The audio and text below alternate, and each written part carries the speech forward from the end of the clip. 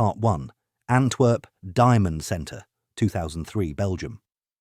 Over $100 million in diamonds and jewellery sat behind a vault the building called Unbeatable. Thick steel, a 3-ton door, seismic and heat sensors, motion detection, a magnetic field switch, and 24/7 cameras. On paper, it wasn't just secure, it was smug. The crew's answer wasn't louder tools, it was better homework. Months earlier, Leonardo Notarbartolo rented office space in the Diamond Centre and played the part of a mundane dealer. Coffee breaks, small talk, nothing flashy. Hidden cameras captured angles, badges, timing.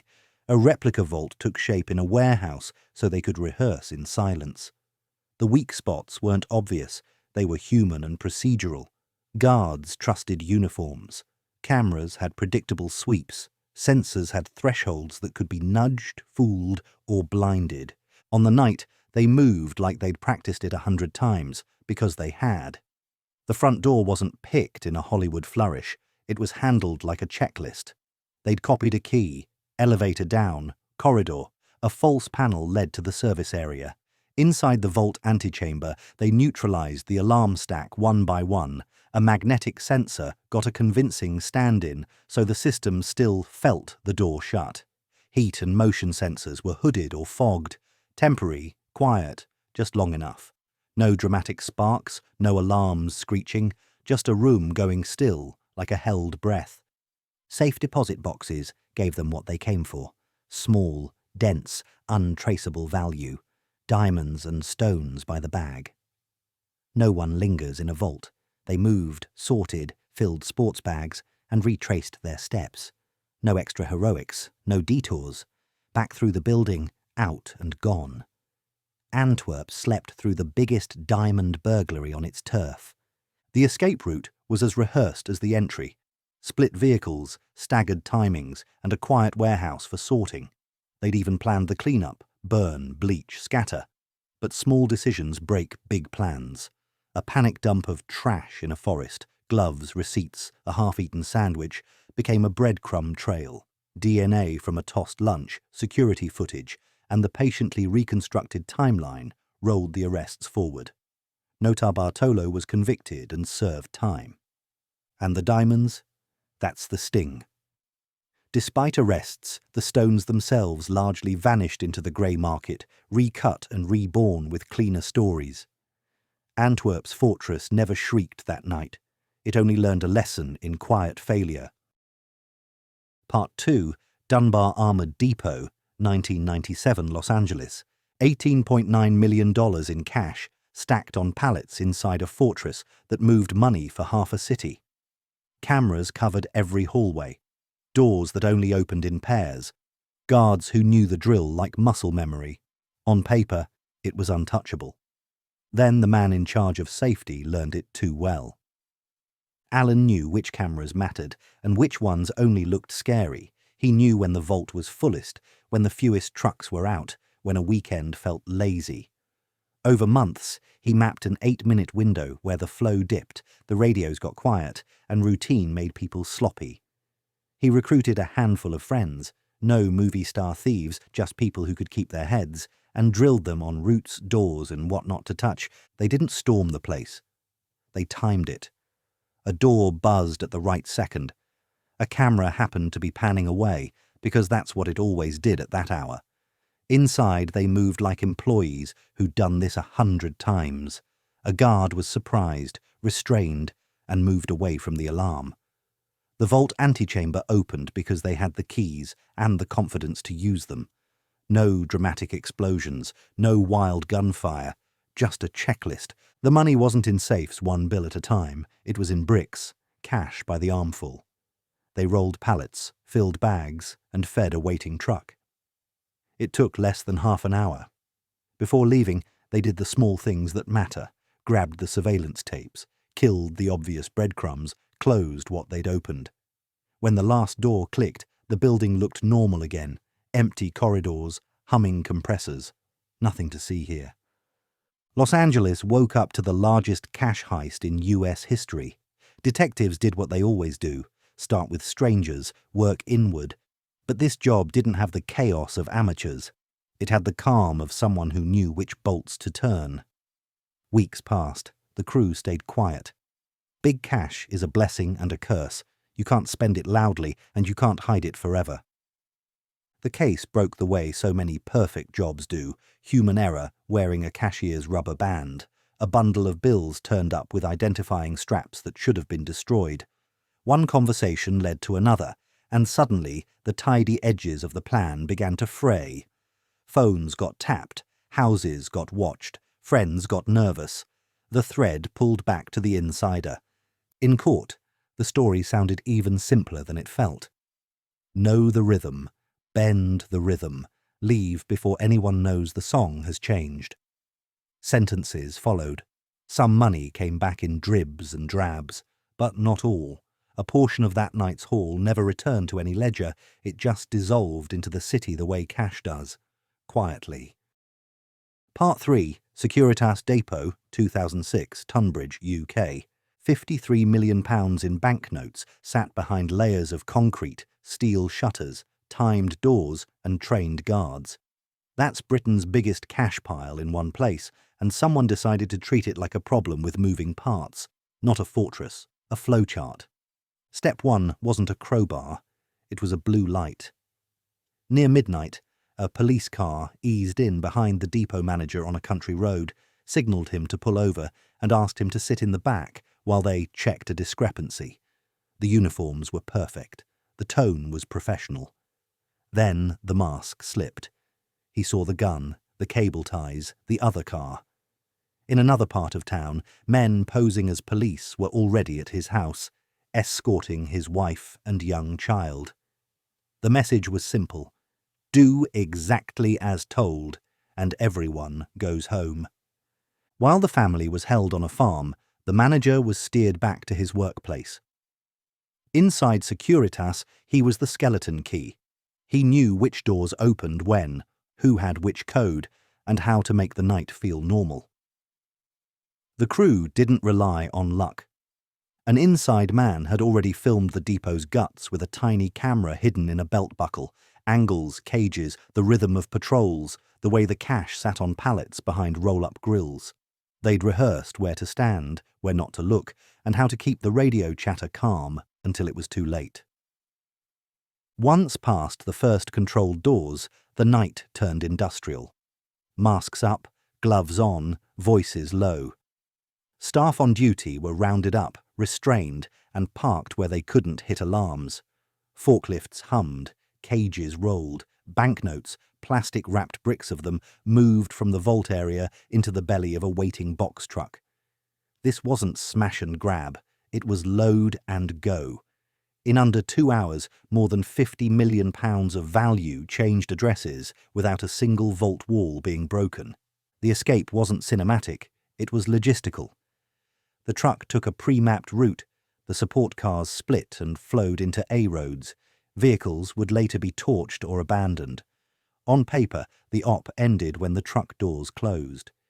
In reality, the clock just changed hands. Hostages were released unharmed before dawn, and Britain woke up to its largest ever cash robbery.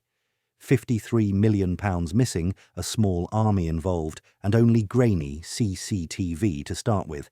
Then the invisible parts began to show. The belt buckle footage surfaced.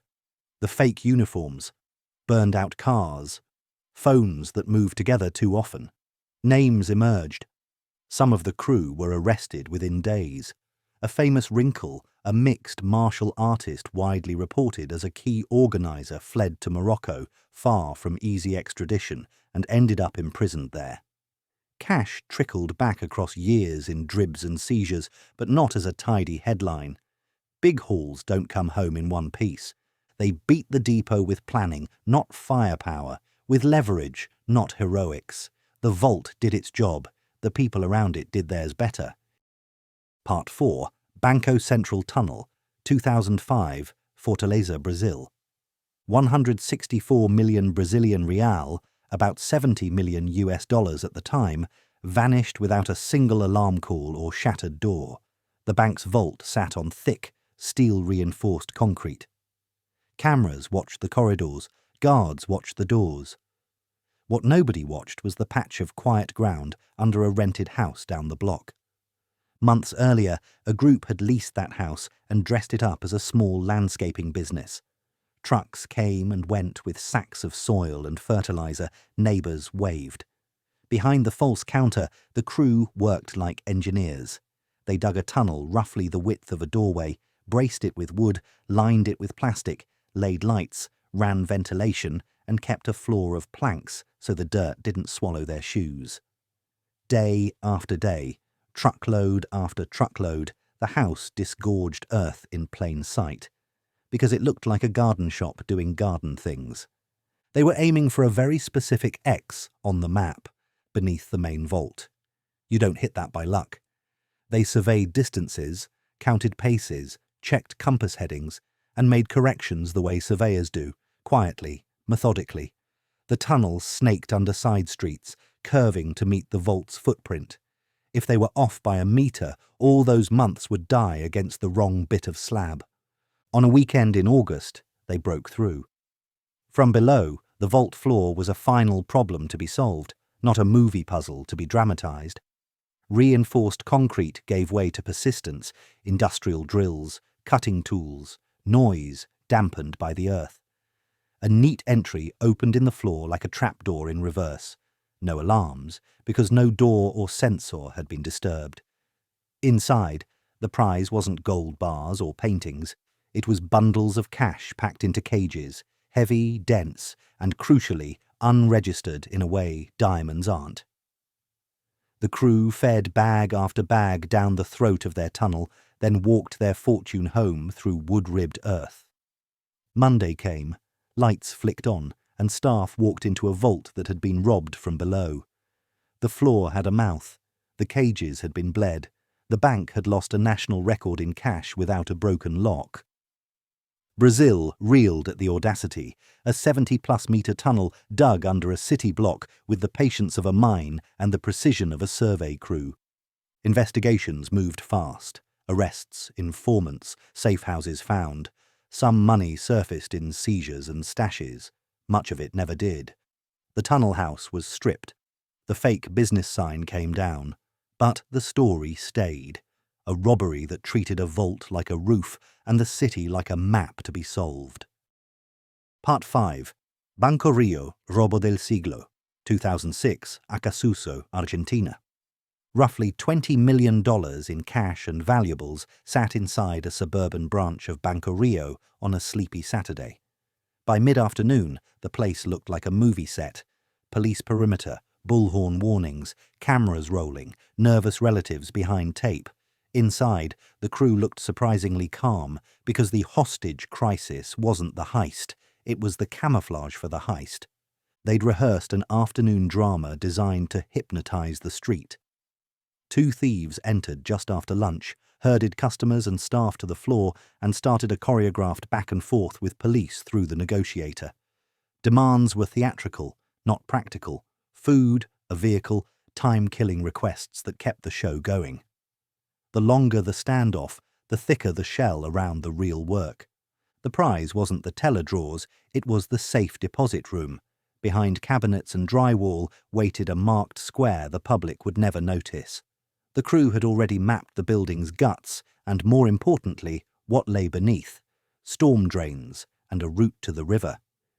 With power tools muffled and timing synced to mask the noise, they opened the wall and dropped into a shaft that led to a narrow tunnel, dug in advance, braced and dry. Bags of cash, jewellery and bearer instruments went down the hole like laundry into a chute. Upstairs, the negotiator kept repeating the script, counting hostages, asking for proof of life. The crew obliged with calm voices and small gestures, never letting panic ripple outward. They'd even staged decoys to keep the head count confusing. Hats, jackets, positions shifted to look like more bodies. To the police, nothing was moving. To the thieves, everything was. When the last bag slipped into the dark, the crew followed. In the storm drain, an inflatable boat waited like a punchline. 2 paddles, low light, and silence. They pushed off into the black water, gliding beneath a city that thought it had them surrounded. The drains spilled into a canal. The canal led to a rendezvous. On the street above, the performance continued, until, suddenly, it didn't. Hours later, special units stormed the bank and found no robbers, neatly stacked hostages, a tidy note that would become legend, and a hole in the floor where the money had evaporated. The city woke up the next day with a hangover. The siege had been a magic trick, and the rabbit was gone. Aftermath unravelled slowly. Tips, jealousies, and old grudges can outwork blueprints. Years later, arrests followed. Names, backstories, a mastermind with an artist's patience. Some assets resurfaced, a great deal didn't. The sewer kept its secret longer than most people can keep their mouths closed. Part 6, Lufthansa Cargo Heist, 1978, JFK, New York. Just before dawn in December 1978, a rolling metal door at JFK's Lufthansa cargo building rattled up, and history walked in wearing ski masks. The target wasn't a bank teller's drawer. It was an overnight cache of international flight money, about $5 million in cash and roughly $875,000 in jewelry waiting to be routed to armoured trucks. In late 70s dollars, that was staggering. In the shadows outside, a van idled like a drumbeat. This wasn't luck. An insider at the cargo operation knew where the money sat when staffing ran thinnest and which employees had keys versus codes. He'd sketched the choreography, where guards lingered, which doors opened inward, how long it took to round up everyone who mattered. The crew's edge wasn't explosives, it was timing and information. Masks on, guns low, voices steady. They moved as if following a practiced stage direction. A guard was intercepted at the door, frisked, and walked in as if nothing were wrong. One by one, night shift workers were corralled into a break room, bound and warned to keep their eyes down. No grand speeches, just the crisp, unshowy menace that says the clock belongs to us now. The vault area inside the cargo building was built to be dull and predictable. Metal racks, locked cages, cash wrapped in federal straps. Using the insider's roadmap, the crew found the man who could open what needed opening. The tension in a moment like that isn't the locks, it's the silence. Everyone waiting to hear an alarm that never screams. When the cage gave, so did the city's heartbeat. Bundles of currency slid into duffel bags. Jewelry followed. The van doors swallowed the weight and shut with a final, efficient thud. They ordered the staff to wait before raising the alarm, then melted into the pre-dawn light. From the outside, it looked like nothing at all, just another anonymous load slipping away from a warehouse district that never truly sleeps. By the time the police response lit the bays in blue, the money had already crossed a bridge into legend.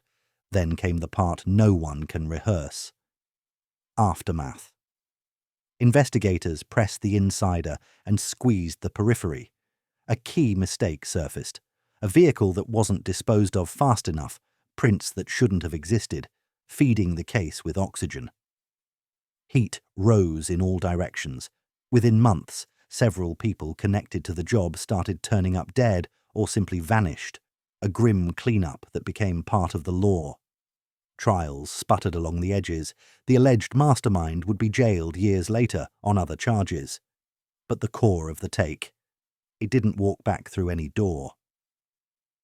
Decades on, the Lufthansa raid is still the heist that changed the definition of audacity at an American airport.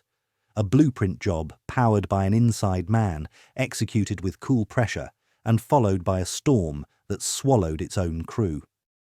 Part 7. The Great Train Robbery, 1963 UK. £2.6 million in used banknotes, packed into mailbags riding the night mail from Glasgow to London. No vault, no guards with rifles, just a moving target with a schedule the whole country trusted. The crew's plan hinged on a simple truth. Trains obey signals. Near a quiet stretch of track, the gang tampered with the lights and forced the Royal Mail train to brake where they wanted it, beside a low bridge and away from towns. In the cab, The driver saw red where there shouldn't have been red. He slowed, then stopped. Before anyone could work out why the line had gone danger, masked men were climbing aboard. They didn't want the whole train. They wanted a single coach, the high-value packages carriage, where the biggest mailbag sat behind a stout door and habit.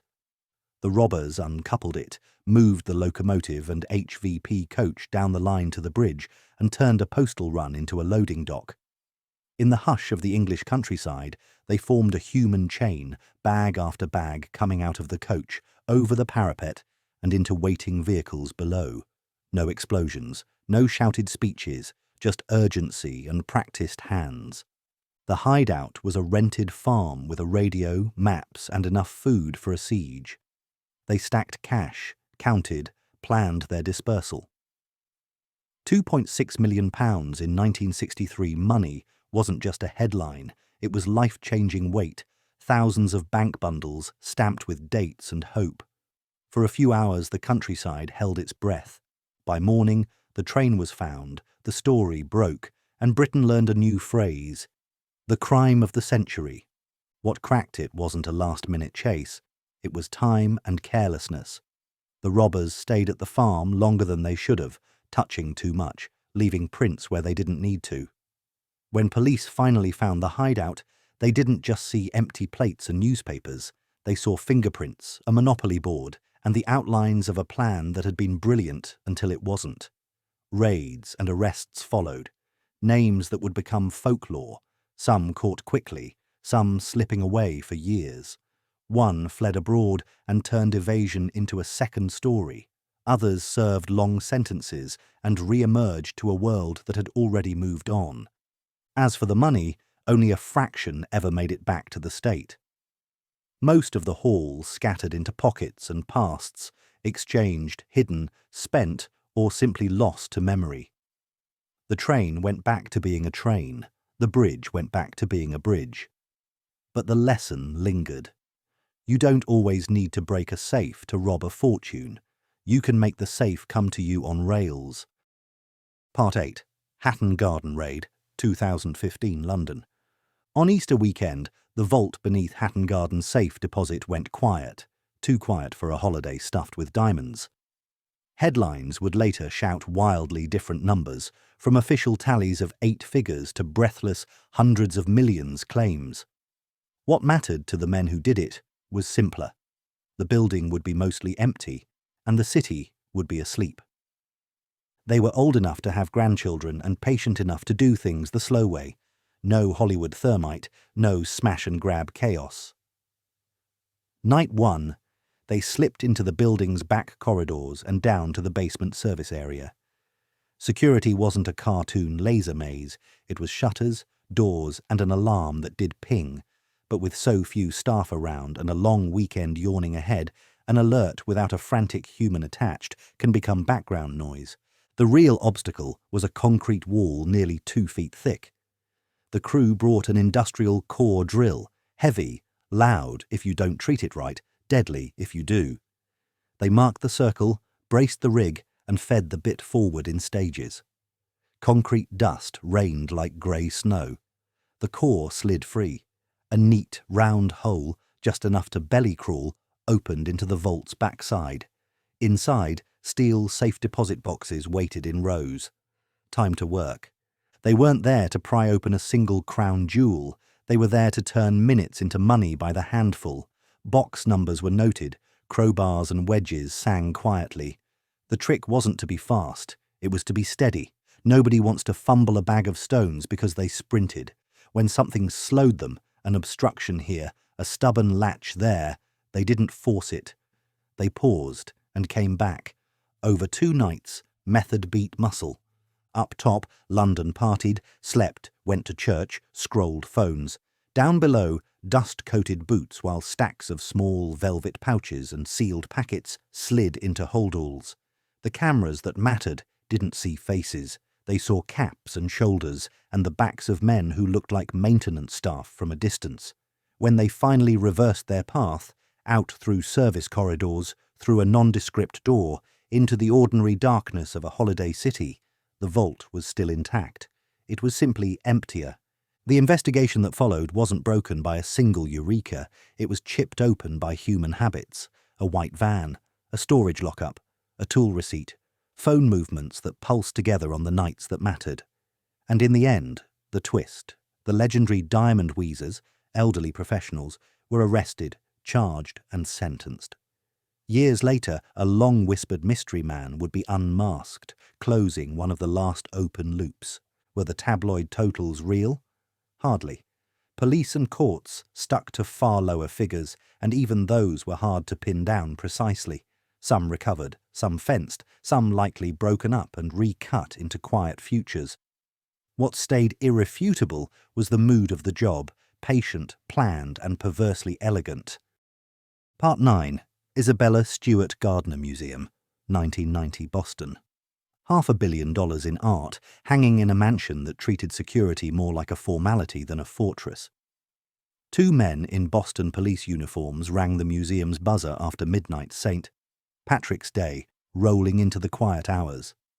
"We've had a disturbance call." "Mind letting us in?" The night guard saw badges, saw authority, and made the most expensive mistake a museum can make. He trusted the costume. Once inside, the tone shifted. The officers asked the guard to step out from behind the desk. "You look familiar. Let's clear this up." Turned him to the wall and cuffed him.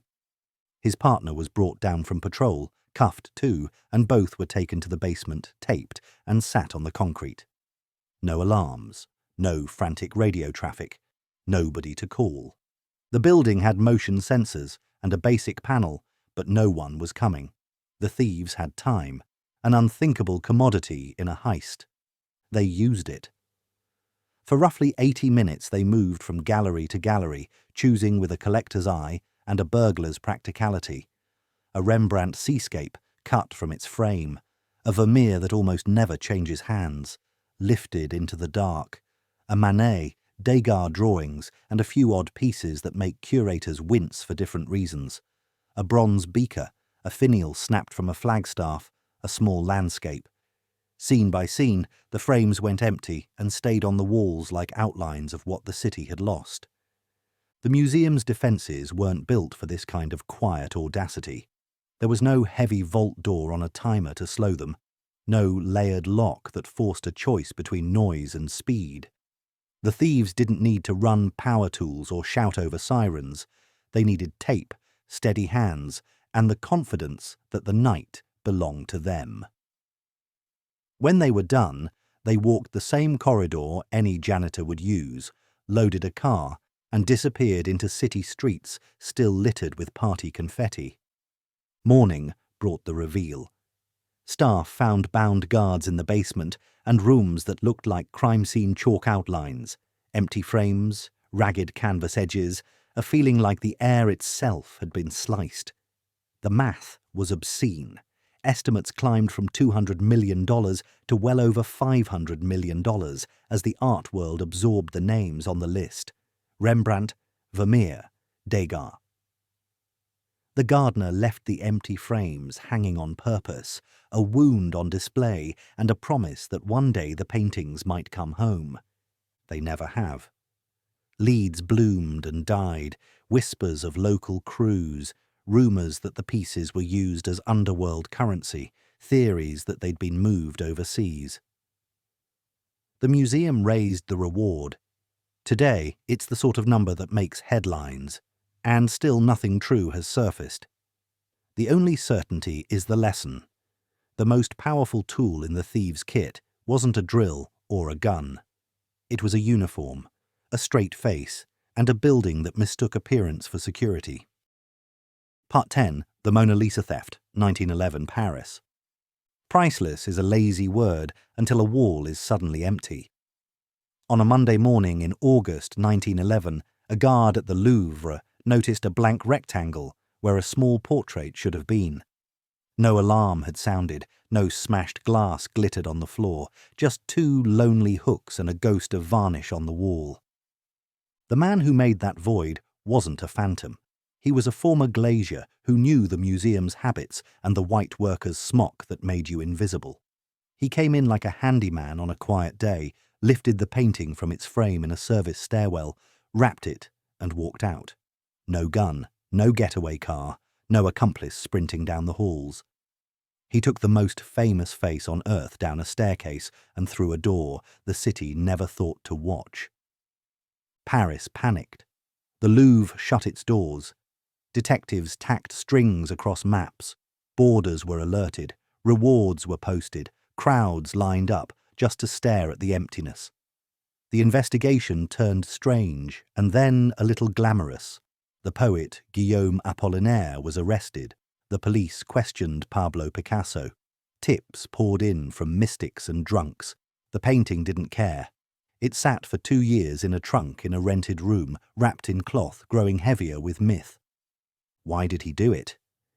In court, he'd claim patriotism, that Leonardo's lady belonged in Italy, not France.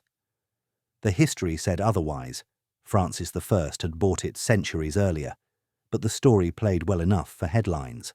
What mattered to detectives was the moment the thief finally broke cover. In late 1913, he wrote to a Florentine dealer offering to return the masterpiece for a fee. A meeting was arranged in a small upstairs office. The dealer brought the director of the Uffizi. They lifted the cloth, measured the panel, read the old Louvre inventory marks on the back, and nodded. Then they called the police. The arrest was quiet. No chase in the streets, no dramatic rooftop scene. Just a man out of excuses and a painting that never once raised its voice. In Italy, the Mona Lisa toured like a celebrity. Florence, Rome, Milan, throngs pressing in to see the calm smile that had turned a museum inside out. In 1914, she went home to the Louvre behind better glass, better locks, and a building that finally understood what security needs to mean. This is how you get away with it, without a crew. You become part of the furniture. You use a uniform, a routine, and the certainty that no one expects a theft so simple it looks like maintenance. It worked, until pride asked for applause. Part 11. United California Bank, 1972, Laguna Niguel. About $9 million in cash, jewelry, and bearer paper slept inside a brand new Southern California vault, thick concrete walls, steel mesh, and a door built like a submarine hatch. Thieves spend their lives worrying about the front of a vault. This crew worried about the top. They arrived for a long weekend with a plan that looked more like construction than crime. Roof access first. Quiet, methodical, nothing flashy. Alarms that watched doors and windows were blind to men who moved like maintenance after hours. They cut power where they had to, bridged what needed to keep humming, and turned a clean fluorescent bank into an empty stage. The problem with a modern vault isn't the lock, it's the slab. The team drilled into the vault's roof in a tight pattern and set shaped charges. Small, controlled, aimed. No stick of dynamite cartoon, just measured blasts that cracked reinforced concrete and buckled rebar. Dust turned the air chalky, the ceiling thumped, then yielded. When the smoke thinned, there was a man-sized wound in the top of a box that wasn't supposed to have a top. Inside, time sped up and slowed down at once. They lowered themselves through the opening, boots crunching on debris, flashlights sliding over rows of safe deposit boxes. No shouting, no heroics. Tools bit into locks, stainless doors popped, velvet bags and envelope stacks slipped into holdalls. They worked in teams, one opening, one inventorying, one packing, so hands never went idle and no one double-handled a prize. Outside, the neighborhood slept the way quiet neighborhoods do. A lookout listened to the radio and the street at the same time. Vehicles were staged, plates swapped, routes memorized. When the bags were full and the floor was littered with spent metal, the men climbed back the way they came, up through the roof, down into the dark, and out along side streets that never knew they were part of a map. Monday morning in Orange County began with a phone call no branch manager wants to make. Police walked into a lobby that looked normal and a vault that didn't. A ragged hole in the ceiling, rows of mangled boxes, and a number that made the room feel smaller. Millions gone. The investigation didn't find a getaway car fishtailing into the night. It found the quiet fingerprints of logistics, a rental here, a supply receipt there, motel registrations that lined up with the calendar, and phone traffic that pulsed in the right places. When federal agents pulled the thread, it led across state lines to a tight-knit Midwestern crew who'd treated the job like a craft. Arrests followed. Some property surfaced. A lot didn't. The vault manufacturer defended its math. The thieves had simply changed the equation. Don't argue with the door when you can argue with gravity. Part 12, Knightsbridge Safe Deposit, 1987, London. Around £60 million in cash, jewels and bearer paper slept behind the polished counters of Knightsbridge Safe Deposit. The building radiated wealth and routine, well-heeled clients, clipped greetings, a vault that looked like money's final stop. The man who cracked it didn't kick the door. He rang the bell and asked to rent a box. Valerio Vice played the part perfectly. Italian, immaculately dressed, effortless charm, the kind of client a manager waves through without fuss. He produced ID, signed forms, and was escorted into the vault to view his newly rented safe deposit box. The room had everything thieves hate: cameras, staff nearby, heavy steel, and rules. Then, in a breath, the mood changed. A pistol appeared. Tape and ties followed. The manager and a guard were subdued, then positioned face down on the floor with a warning to keep still and keep quiet. From the corridor, nothing looked wrong. In the lobby, the closed sign went up. Lunchtime lull, nothing to see here. Inside the vault, a phone call brought the rest of the crew. One by one, men filtered in through a side entrance as if they belonged. Cameras were hooded or angled away. The door to the vault stayed technically compliant, no theatrics, no alarms, while inside, a private storm began. They didn't try to blow the main door or cut through concrete. They went box by box, wall by wall. Crowbars, wedges, and practiced leverage turned stainless rectangles into open mouths. Velvet pouches slid into holdalls. Envelopes with bearer bonds vanished into jackets. Every few minutes, someone checked the corridor, the stairwell, the rhythm of the building, listening for the one sound that ruins everything: a surprised voice. What made Knightsbridge chilling wasn't noise or speed, it was the time they took. Because the vault was open for a legitimate client presentation, the sensors didn't interpret people inside as a crisis. The crew worked for hours, pausing to keep the scene tidy enough that anyone peeking in would assume a private viewing was still underway. When the bags bulged and the room looked like a dentist's tray after a long day, they reversed the choreography. Masks off, jackets straightened, a door clicked, and an afternoon drifted quietly back into Knightsbridge life. The headline hit London like a punch.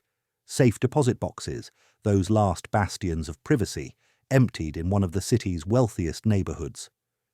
Detectives did the unglamorous things, traced rental IDs, compared visitor logs, pulled camera timing from before the lenses were hooded, leaned on anyone who'd noticed a too confident stranger. Threads converged. The dashing new client wasn't just a client. A trap was set around one of his favourite possessions, a Ferrari, and vanity did what vaults couldn't. Vici was arrested.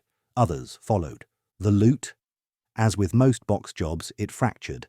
Some recovered, plenty fenced or recut, the rest swallowed by time and silence. Knightsbridge didn't fall to brute force. It fell to paperwork, poise, and a thief who understood that the safest way to enter a vault is to be invited. Part 13, Baker Street Tunnel Job, 1971, London.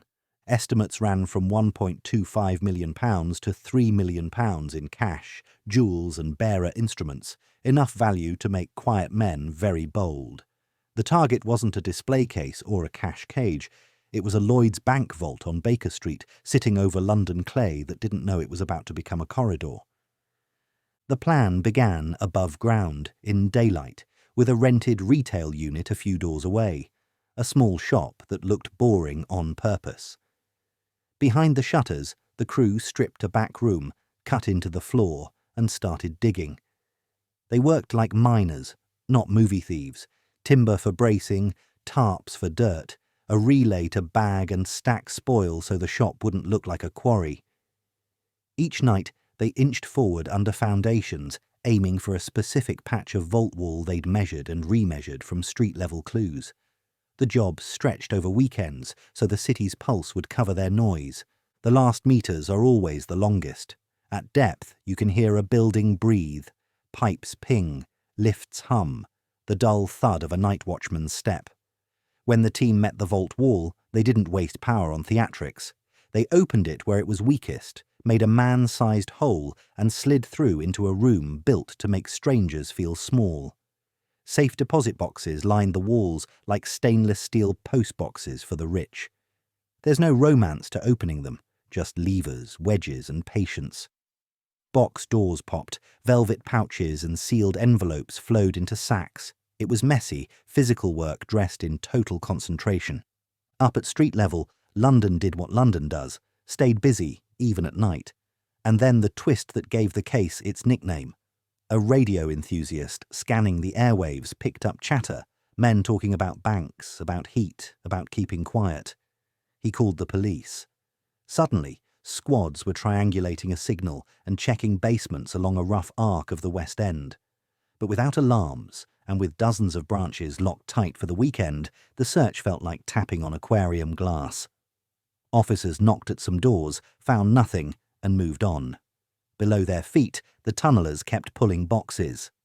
By the time Monday's light hit Baker Street, the hole had been backfilled, equipment bundled, and the shop was ready to vanish.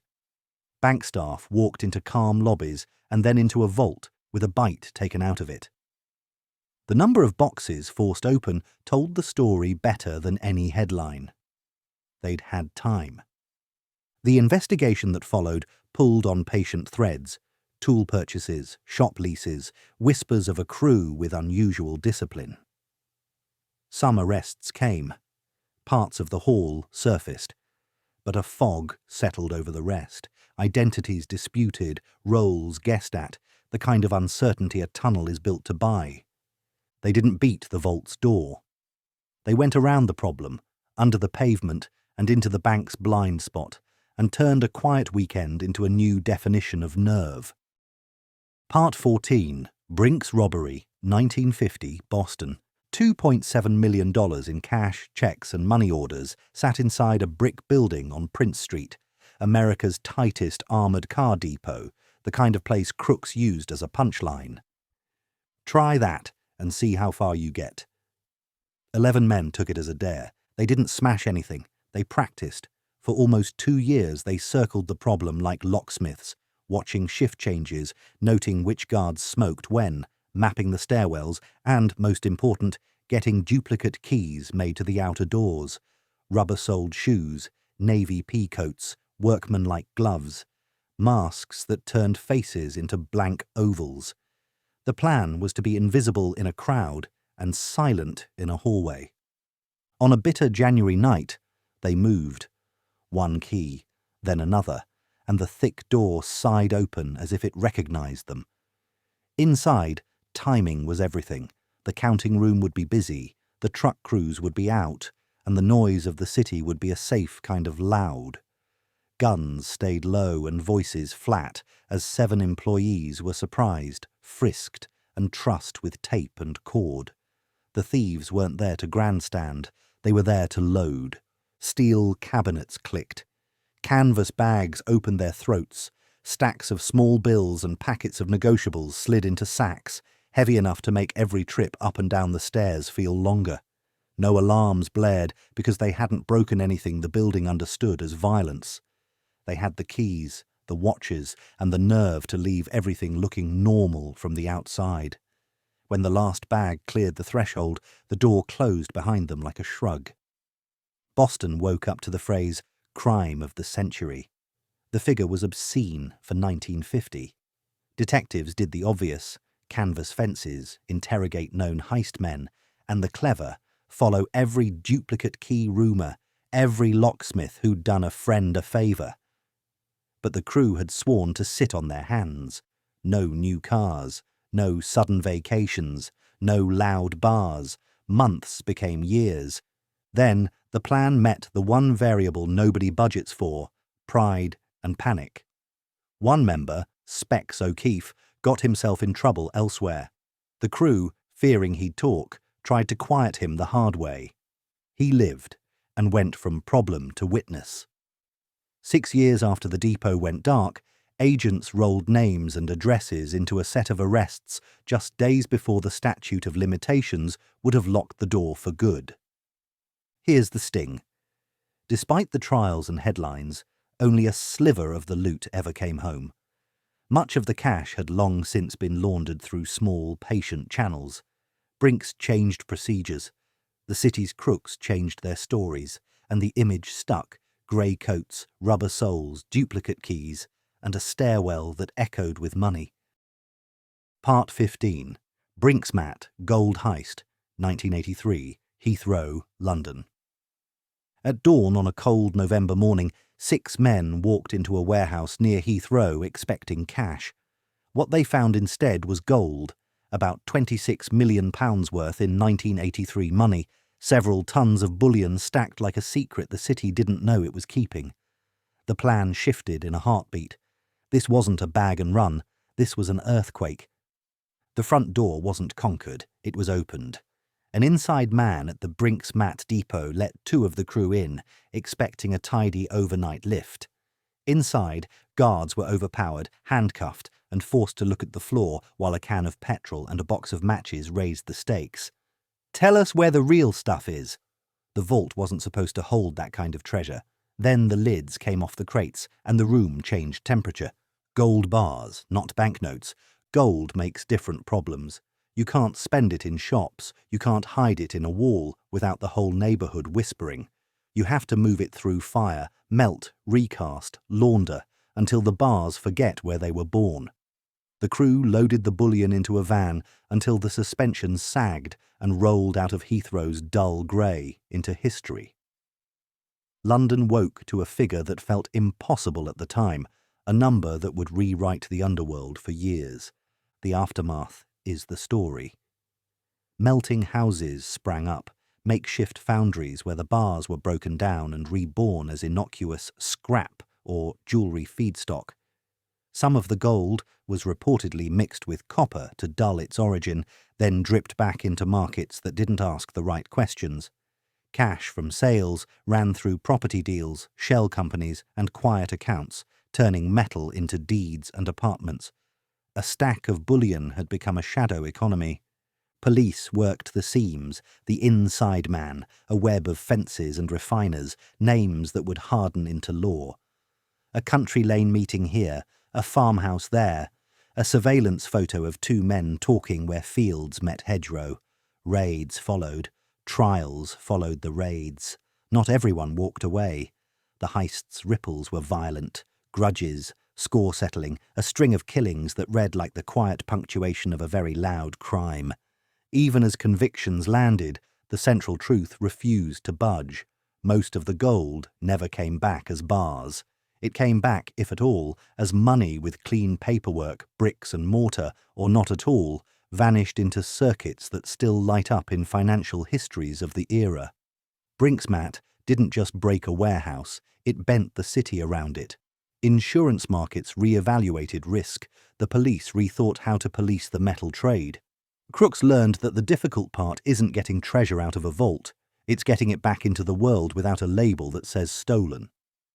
In the end, the job's genius wasn't in locks or ladders, it was in alchemy, turning flame and patience into money that pretended it had always been respectable.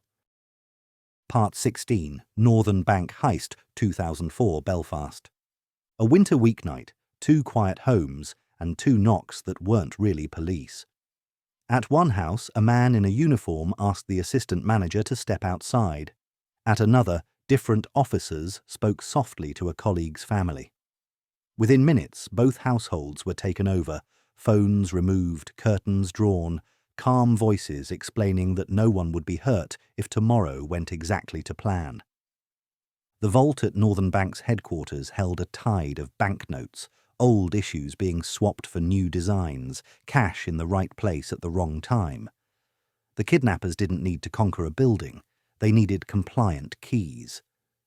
Through the night, the two employees were kept apart, made to believe their loved ones were in immediate danger. Instructions were rehearsed: what doors would open, which cages could be rolled, when to act normal, when to act busy. Monday arrived looking ordinary. Staff filtered in. The city's Christmas lights blinked. Inside, one of the coerced men worked his regular shift while playing a second script in his head. Early movements were small. A door opened when no one was watching, a trolley nudged further than usual, a cage unlocked under the pretext of a routine check. By evening, the switch flipped. Bundles of notes, £26.5 million in all, were staged for removal like it was standard logistics. Outside, a van that belonged to nobody in the building waited in lane traffic as if it did. There were no alarms, no shouted threats, no last-minute scrambles. The power of the plan was its invisibility, the robbery read as procedure until the money was out of the door. Later that night, when the families were released unharmed, relief collided with the sick realization of what had just happened. Belfast had lost more cash in a single night than any bank in UK or Irish history. Then came the political thunder. Investigators publicly floated the belief that a well-organized paramilitary group was behind it, and the accusation detonated across already fragile peace process trust. The bank replaced banknotes in circulation to make the take harder to spend. Raids turned up stashes and laundering operations in odd places, back rooms, garages, a moneyman's office miles from the vault. Some suspects were charged over handling or laundering. Court cases rose and fell, some convictions sticking, others overturned or reduced. The central question, exactly who planned and directed the operation, remained a scar rather than a clean line of text. Most of the cash never returned. A fraction surfaced over years, often as collateral damage in unrelated investigations. Northern Bank rewrote procedures. Home security and staff protection policies across the industry changed. Everyone learned the same blunt lesson. If your safety depends on a person with a family, the family is a target. This wasn't a gunfight or a tunnel, it was pressure applied at the kitchen table until a vault door behaved like a front door. Part 17. British Bank of the Middle East, 1976, Beirut. A city in civil war is loud in all the wrong places. Rifle cracks across boulevards, mortars thumping in the hills. Inside the British Bank of the Middle East, the quiet was different. Polished floors, a vault built for peacetime, and safe deposit boxes hiding decades of wealth. Out in the streets, barricades rose and fell with the day's faction. Someone noticed what that chaos always creates: blind spots. The crew didn't try to argue with the front door. They went for the neighbour's wall. Under the cover of curfew and confusion, they seized the empty building next to the branch and turned it into a workshop. The tools weren't elegant, they were effective. Explosives to open structure, torches and drills to worry steel, jacks to push where concrete refused to budge. They worked in shifts while the city's attention ricocheted elsewhere. When one blast shivered down plaster and dust, there were no alarmed office workers to call it in. There were no patrols to come check. The war had made noise normal. The first real breath of the bank came when a rough hole finally connected neighbour to vault antechamber. They stepped through into a room designed to make everyone behave. The vault door, heavy and smug, faced men who had no intention of talking to it. They went around again, attacking hinges and seams, nibbling at the problem until it gave. Inside, the banks of safe deposit boxes waited like a row of promises. What came next was work. No shouting, no last-minute Hollywood heroics. Cutting wheels sang, pry bars moaned, doors popped like wet tin. Out came envelopes and velvet bags, gold coins in tubes, bundles of foreign currency, bearer certificates, jewellery in cases lined with family names. Value in a form you could carry and hide. Trucks backed into a darkened alley, tarps thrown over crates and sacks. The city's fractured lines and ad hoc checkpoints became a maze the crew had already rehearsed. Routes shifted with the fighting, and so did they. When the branch reopened, days later, in a lull that felt less like peace and more like a deep breath, staff found the facts arranged like a riddle they didn't want to solve. A hole where there wasn't one. A vault door insulted into submission. Hundreds of boxes mangled open. Early estimates spoke in ranges because the truth was messy. Between tens of millions of US dollars, cash, gold, stones, secrets. Clients arrived with tight voices and looser stories about what they had stored. Insurance adjusters made piles of paper. The city shrugged in exhaustion. Aftermath in wartime is fog. Rumours swirled about who orchestrated it, who cut the steel, who fenced the take across borders where paperwork meant less than a handshake. Some items surfaced in the years that followed. Others were whispered to have been melted, recut, or moved along smuggling lines that were busy with darker cargo. The bank rebuilt. The wall next door got patched. The street learned to look ordinary again. The genius here wasn't some new gadget. It was timing, using a city's crisis as a cloak and a neighbour's wall as a back door.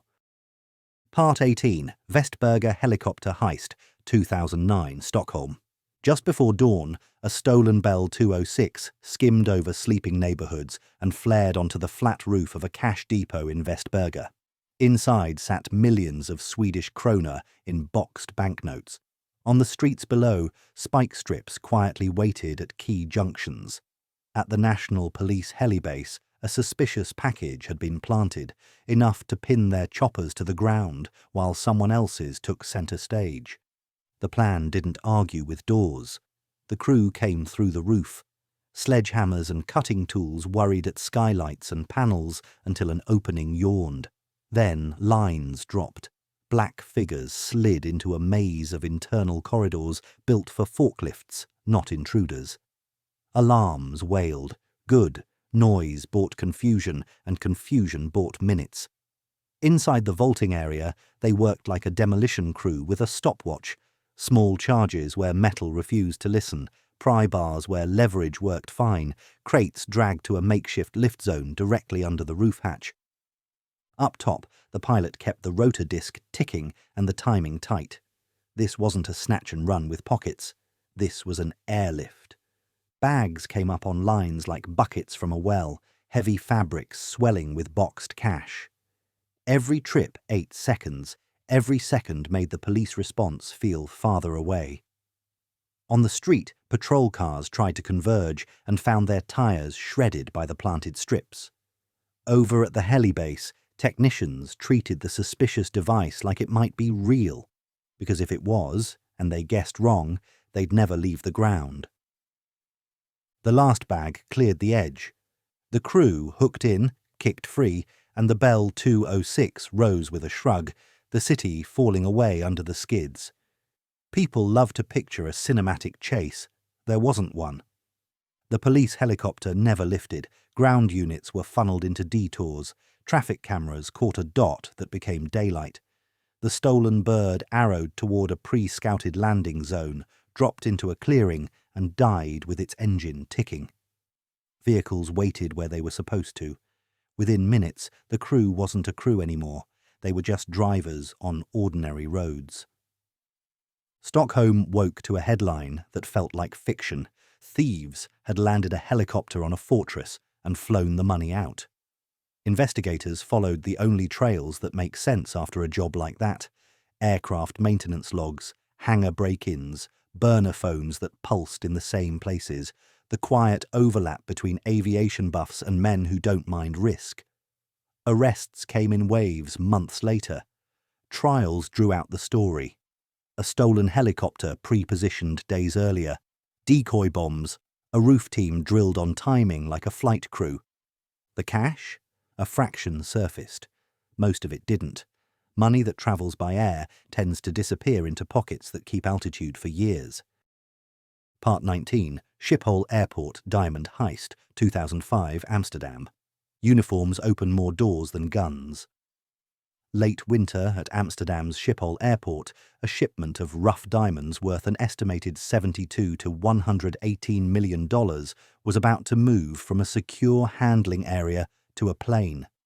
High-vis vests, KLM blue jackets, radios clipped just so, anyone dressed right and acting like they belonged looked like part of the machinery. That was the point. The crew didn't need to breach a vault. They needed to intercept a transfer. Days earlier, a legitimate-looking KLM service van had gone missing. It didn't vanish into a chop shop. It was repurposed as a key prop. With duplicated decals and believable wear, it could roll past the first line of suspicion without a ripple. The men riding in it had done their homework. Which gate, which door, which minutes of the schedule mattered. The convoy moved when the diamonds did. On the tarmac, everything has choreography: fuel bowsers, baggage tugs, catering trucks, security sweeps. The van slipped into this ballet as if it had always been in the routine. At the cargo bay, armed men stepped out with the calm of supervisors who'd seen a delay too many times. No big speeches, just brisk instructions and the certainty that makes other people obey. The guards and handlers found themselves surrounded and out of options. The sealed containers were lifted, logged, if anyone had been writing anything down, and carried to the van's open maw. It didn't take long, because it wasn't supposed to. The genius of an airside hit is speed-packaged as normality. A strange truck loitering attracts attention. A familiar one leaving does not. The van eased away from the aircraft stand, turned down a service lane, and passed through a checkpoint that, for a bowlful of seconds, believed it was watching routine. By the time anyone started asking the wrong questions, the questions had no one to land on. Outside the perimeter, the handlers followed a pre-mapped route into the city's road network, where traffic turned every direction into plausible cover. A safe house received the containers. Phones went dark, schedules dissolved. The airport's CCTV rewound and replayed the same handful of frames: uniforms, a van, and a hole where diamonds used to be. Investigators built the case the only way you can after an inside-flavoured airport job. Look for intelligence leaks and people with access to timing, clearances, or vehicles. Leads took them to stolen vehicle rings, to friends of friends near air cargo docks, to men who suddenly didn't need to ask for favours anymore. Arrests followed in the months and years ahead. Courts heard about borrowed ID badges, duplicated keys, clipboards nobody questioned, because clipboards look like authority. What they didn't get back in any satisfying way were the stones. Rough diamonds are easy to move and easier to make untraceable once they're split, sorted and folded into legitimate parcels. Paper trails help when there's paper. Here there was a truck, a window of minutes, and a plan that treated the world's fifth busiest airport like a stage set. Part 20. Brussels Airport Tarmac Heist, 2013 Belgium. On a winter evening in 2013, a blue light flashed where no police car should be, on the far side of Brussels Airport's perimeter fence. Cut wire curled like ribbon. Two dark vehicles rolled through the gap and onto the service road as if they belonged. In one of them, men in black, faces covered, weapons calm and pointed down. In the other, room for boxes that didn't look like boxes if you didn't know what they were. Sealed containers full of rough diamonds, about $50 million worth en route from Antwerp to a flight out. Airside space is choreography. Every tug, bowser and van has a job and a lane. The thieves' edge was to look like part of that dance. They slid into position beside a Brinks armoured truck parked by a passenger jet preparing to taxi. There were no speeches, no wasted seconds. The door opened with authority that felt official. Uniforms and posture do that. Guards and handlers were ordered to the ground, weapons visible but controlled. The containers moved, not many, not heavy, just extraordinarily valuable. The whole thing took minutes, a slice of time small enough to be confused with routine if you weren't looking for it. The vehicles turned, retraced the service road, and slipped back through the same hole in the fence. From first tyre on tarmac to last taillight vanishing into the dark, the airport kept breathing. The flight crew waited for a go-ahead that turned into a question. By the time anyone understood the question, the answer was already halfway to the ring road.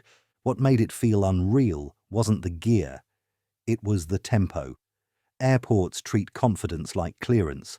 A van with the right livery and a driver who looks bored can pass through a surprising number of eyes. The raiders counted on that, on the reflex that says, someone else has checked these guys already. They also counted on physics. Diamonds are value without volume. A few sealed cases fit neatly in the back of a van. No forklifts, no bulging sacks, nothing cinematic.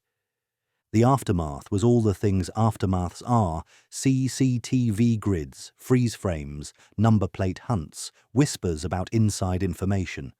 Arrests came later in Belgium, France, Switzerland, as detectives traced stolen vehicles, phone pings, and acquaintances who'd suddenly grown luckier. Some suspects were convicted, others acquitted, appeals bouncing through the courts like luggage on a carousel. A small portion of the take surfaced around the margins of the case. Most of it didn't. Rough stones are easy to fence once they're broken down and blended into legitimate parcels. Split, sorted, and shipped, they become invisible. The fence was patched, procedures tightened. The runway went back to lines and schedules. But for a few very precise minutes, the choreography belonged to someone else, and the airport watched a fortune drive away without a siren. Part 21. Prosegur, Heist of the Century, 2017, Ciudad del Este, Paraguay. Just after midnight, a city woke to war. Automatic gunfire rattled down avenues, black smoke climbed from burning cars, and explosions rolled across the Paraná River like thunder. The target, the local offices of Prosegur, a cash management giant holding roughly $11 to $12 million ready to move. The crew didn't sneak. They took the streets. 50 to 80 men, according to later reports, fanned out with military precision. Teams in SUVs blocked intersections with flaming vehicles, scattered homemade caltrops, and cut power in key blocks so security cameras would watch nothing but static and firelight. Snipers pinned down any patrols brave enough to nose into the chaos. A heavy weapons squad aimed at the armoured facade with anti-materiel rifles to keep heads down while the breaching unit went to work. The vault was built to resist drills, pry bars, and patience. The crew brought explosives. Charges thumped in measured waves, each blast tearing another mouth in the building until steel gave up and concrete quit arguing. Inside, a room that was supposed to be boring, counting tables, coin hoppers, stacks of bagged banknotes, became a loading dock. The men didn't scoop bills like movie bandits. They packed them in tight, disciplined bundles for fast carryouts. Every minute was budgeted. Every lane outside was already covered. Meanwhile, the perimeter teams ran the clock like coaches. A police response tried to form and found itself chasing decoy gunfire 2 blocks over. Ambulances rolled into a grid where intersections were barricaded by burning cars and spike strips. Civilians hunkered behind shutters. For about an hour, Ciudad del Este belonged to someone else. When the last bag left the vault, the choreography flipped. The SUVs peeled off in staggered directions. Somewhere near the river, boats waited under black water. Silent engines pointed toward the Brazilian shore and the lights of Foz do Iguaçu. Other vehicles hammered across the Friendship Bridge, using the confusion and pre-planned gaps to punch through. In the wake, a dead police officer, burning shells of cars, and a building that had been opened like a safe in a quarry. Mourning showed the cost. Paraguay's government called it the robbery of the century. The money figure slid around in headlines, but the footage didn't. Armoured walls ripped open, streets armoured by fire, an operation that felt less like a heist and more like an incursion. Investigators followed tracks across a border that breathes daily. Within days, Brazilian police raided safe houses, seized weapons and cash, and arrested suspects tied to a powerful, organised crime faction. Some of the haul surfaced. Much didn't. Money moves easier when it's chopped into the bloodstream of two countries at once. Prosegur rebuilt the branch and upgraded protocols. The city exhaled and went back to traffic and market stalls. But the lull between midnight and dawn now had a memory. For 1 hour, a cash company's fortress wasn't defeated by a burglar. It was overrun by a plan written like a battle order. Part 22, Nokas Depot Robbery, 2004, Stavanger, Norway. 57.4 million Norwegian kroner in banknotes sat behind ballistic glass and timed doors at the Nokas cash depot, a few blocks from Stavanger's cathedral. The plan didn't whisper. It arrived at dawn in stolen cars with military-grade rifles, masks, and a clock set to the minute. When the street goes quiet before opening hour, a loud plan gets louder. First move: shape the battlefield. Getaway cars slid into position. Roads were partly blocked. Police response lanes were watched. The depot's front wasn't designed for siege. It was designed for routine. The crew treated that routine like a weakness. They went straight at the ballistic glass, hammering and levering at a corner seam again and again until physics, not permission, gave them a crawl space. Alarms screamed. That was fine. Screaming burns time, and they had a timetable. Inside the vestibule, the air turned industrial. Breaching tools, shouted timings, a lookout calling beats from the street. The vault complex was meant to slow down lone intruders. It had no poetry for a team that moved like a relay. Staff were corralled and forced away from panic buttons. Doors that required 2 people suddenly had exactly those 2 people, just not by choice. Cash cages rolled. Shrink-wrapped bricks of kroner moved from steel racks into heavy bags until the floor looked lighter than the air. What separates a raid from a mess is discipline, and even disciplined plans meet chaos. A police patrol converged. The crew met it with controlled bursts from their rifles. In the exchange, police officer Arne Sigve Klungland was shot and killed, one of the darkest footnotes in Nordic criminal history. The street's sound changed after that. Every decision from then on carried the weight of a death that no one could rewrite. The exfiltration was as rehearsed as the entry. Teams peeled to pre-mapped cars, then to switch vehicles, ditching the ones that would light up license plate readers. Bags were redistributed, so no single stop would end the whole story.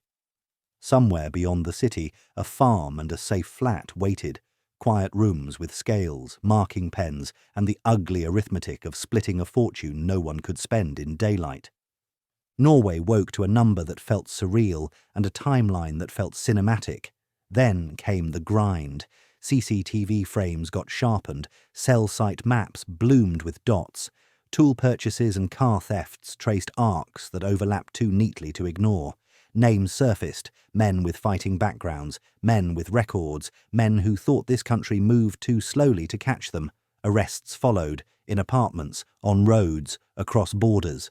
Trials laid out the choreography in cold detail. Convictions landed. A portion of the money came home in seizures and stashes, a lot didn't. Cash has a way of turning into other things. Cars, debts erased, lives reset. Security glass was replaced. Policies changed. Families carried on with a space where someone used to be. The heist didn't become legend because it was clever. It became legend because it was brazen, brutally efficient, and because it left a scar no amount of money could cover. Part 23, Wafi City, Pink Panthers, 2007 Dubai. A luxury mall with Egyptian columns, a sleeping city, and a black sedan idling by a glass door. Then about $3 to $4 million in high-end jewellery gone in a blur. The plan didn't nibble at security, it punched through it. Just after midnight, CCTV at Dubai's Wafi City records the opening beat. An Audi A8 angles across the paving stones and rams the entrance, glass blossoming outward in a single, savage bloom. Before the shards stop skittering, masked men are already out. Gloved, hooded, moving like stage hands hitting their marks. They don't spread across the mall, they flow to one target, a top-tier jeweller's boutique, dim inside but bright with what they came for.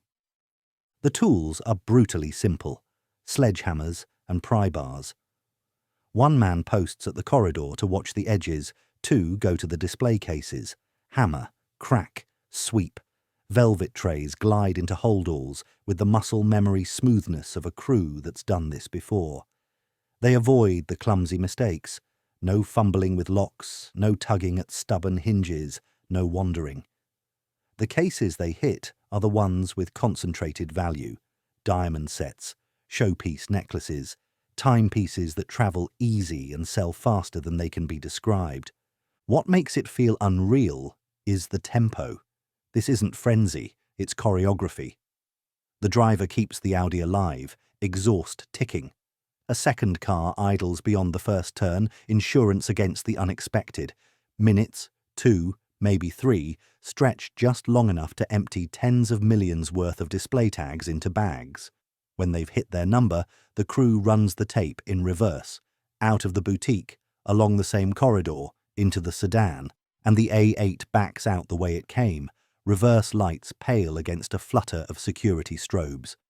The getaway is a lesson in pre-planning. They don't drag police into a chase down Sheikh Zayed Road. They switch vehicles quickly, ditch the Audi to be found burned later, and vanish into a traffic grid where a late-night saloon car is the most ordinary thing in the world. In the hours that follow, social feeds trade the same clip. A luxury mall turned into a doorframe, the kind of audacity that makes people say "Pink Panthers" out loud. Investigators work familiar edges: stolen car provenance, cross-border phone pings, and the signature MO seen in a spree of European jewel raids. Fast entry with a powerful car, smashing only what matters, and out before alarms summon anyone who can box them in. Dubai police move quickly on what they can touch: CCTV pulls, witness canvas, intelligence on regional fences. But the loot itself starts a different journey.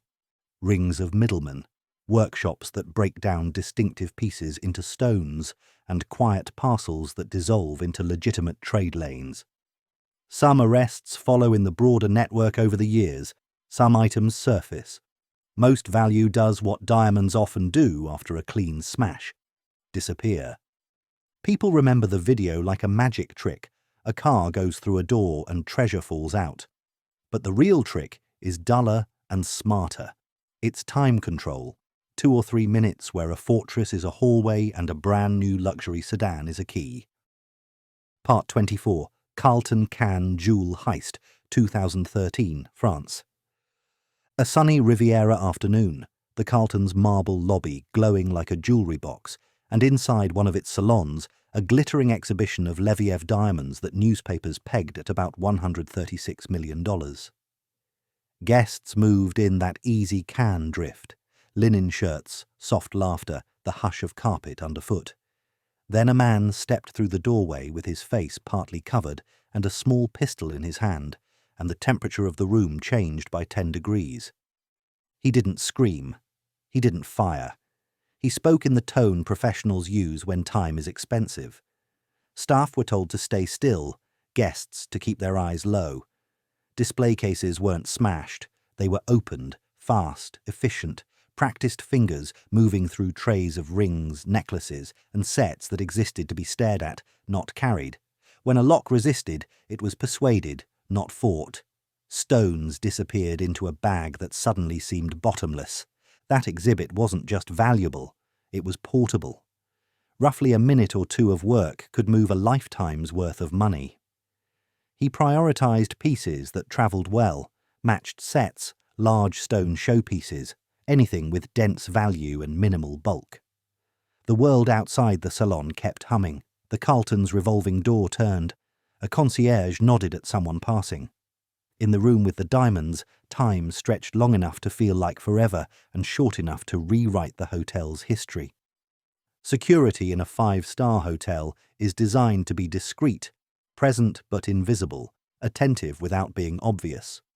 It also assumes thieves want dramatics. This one wanted silence. With the bags full, he reversed his choreography. Out of the salon, down a short run of corridor, and through a side exit that looked like a staff door to anyone not panicking. No hot engine waiting, no roaring motorcade. He simply stepped from a bubble of light into the Riviera's bright anonymity and was gone before the first coherent shout reached the lobby. When police sealed the entrances and replayed the cameras, the frames told a story that felt like a magic trick. No build-up, no chase, and a figure who never broke into a run. Theories blossomed in the heat. Inside information, a Pink Panthers link, advance casing by someone who'd walked the exhibit as a guest the day before. The Carlton had seen robberies before, famously in the 1990s, but nothing on this scale and this quiet. Insurance adjusters arrived with notebooks. The press arrived with adjectives.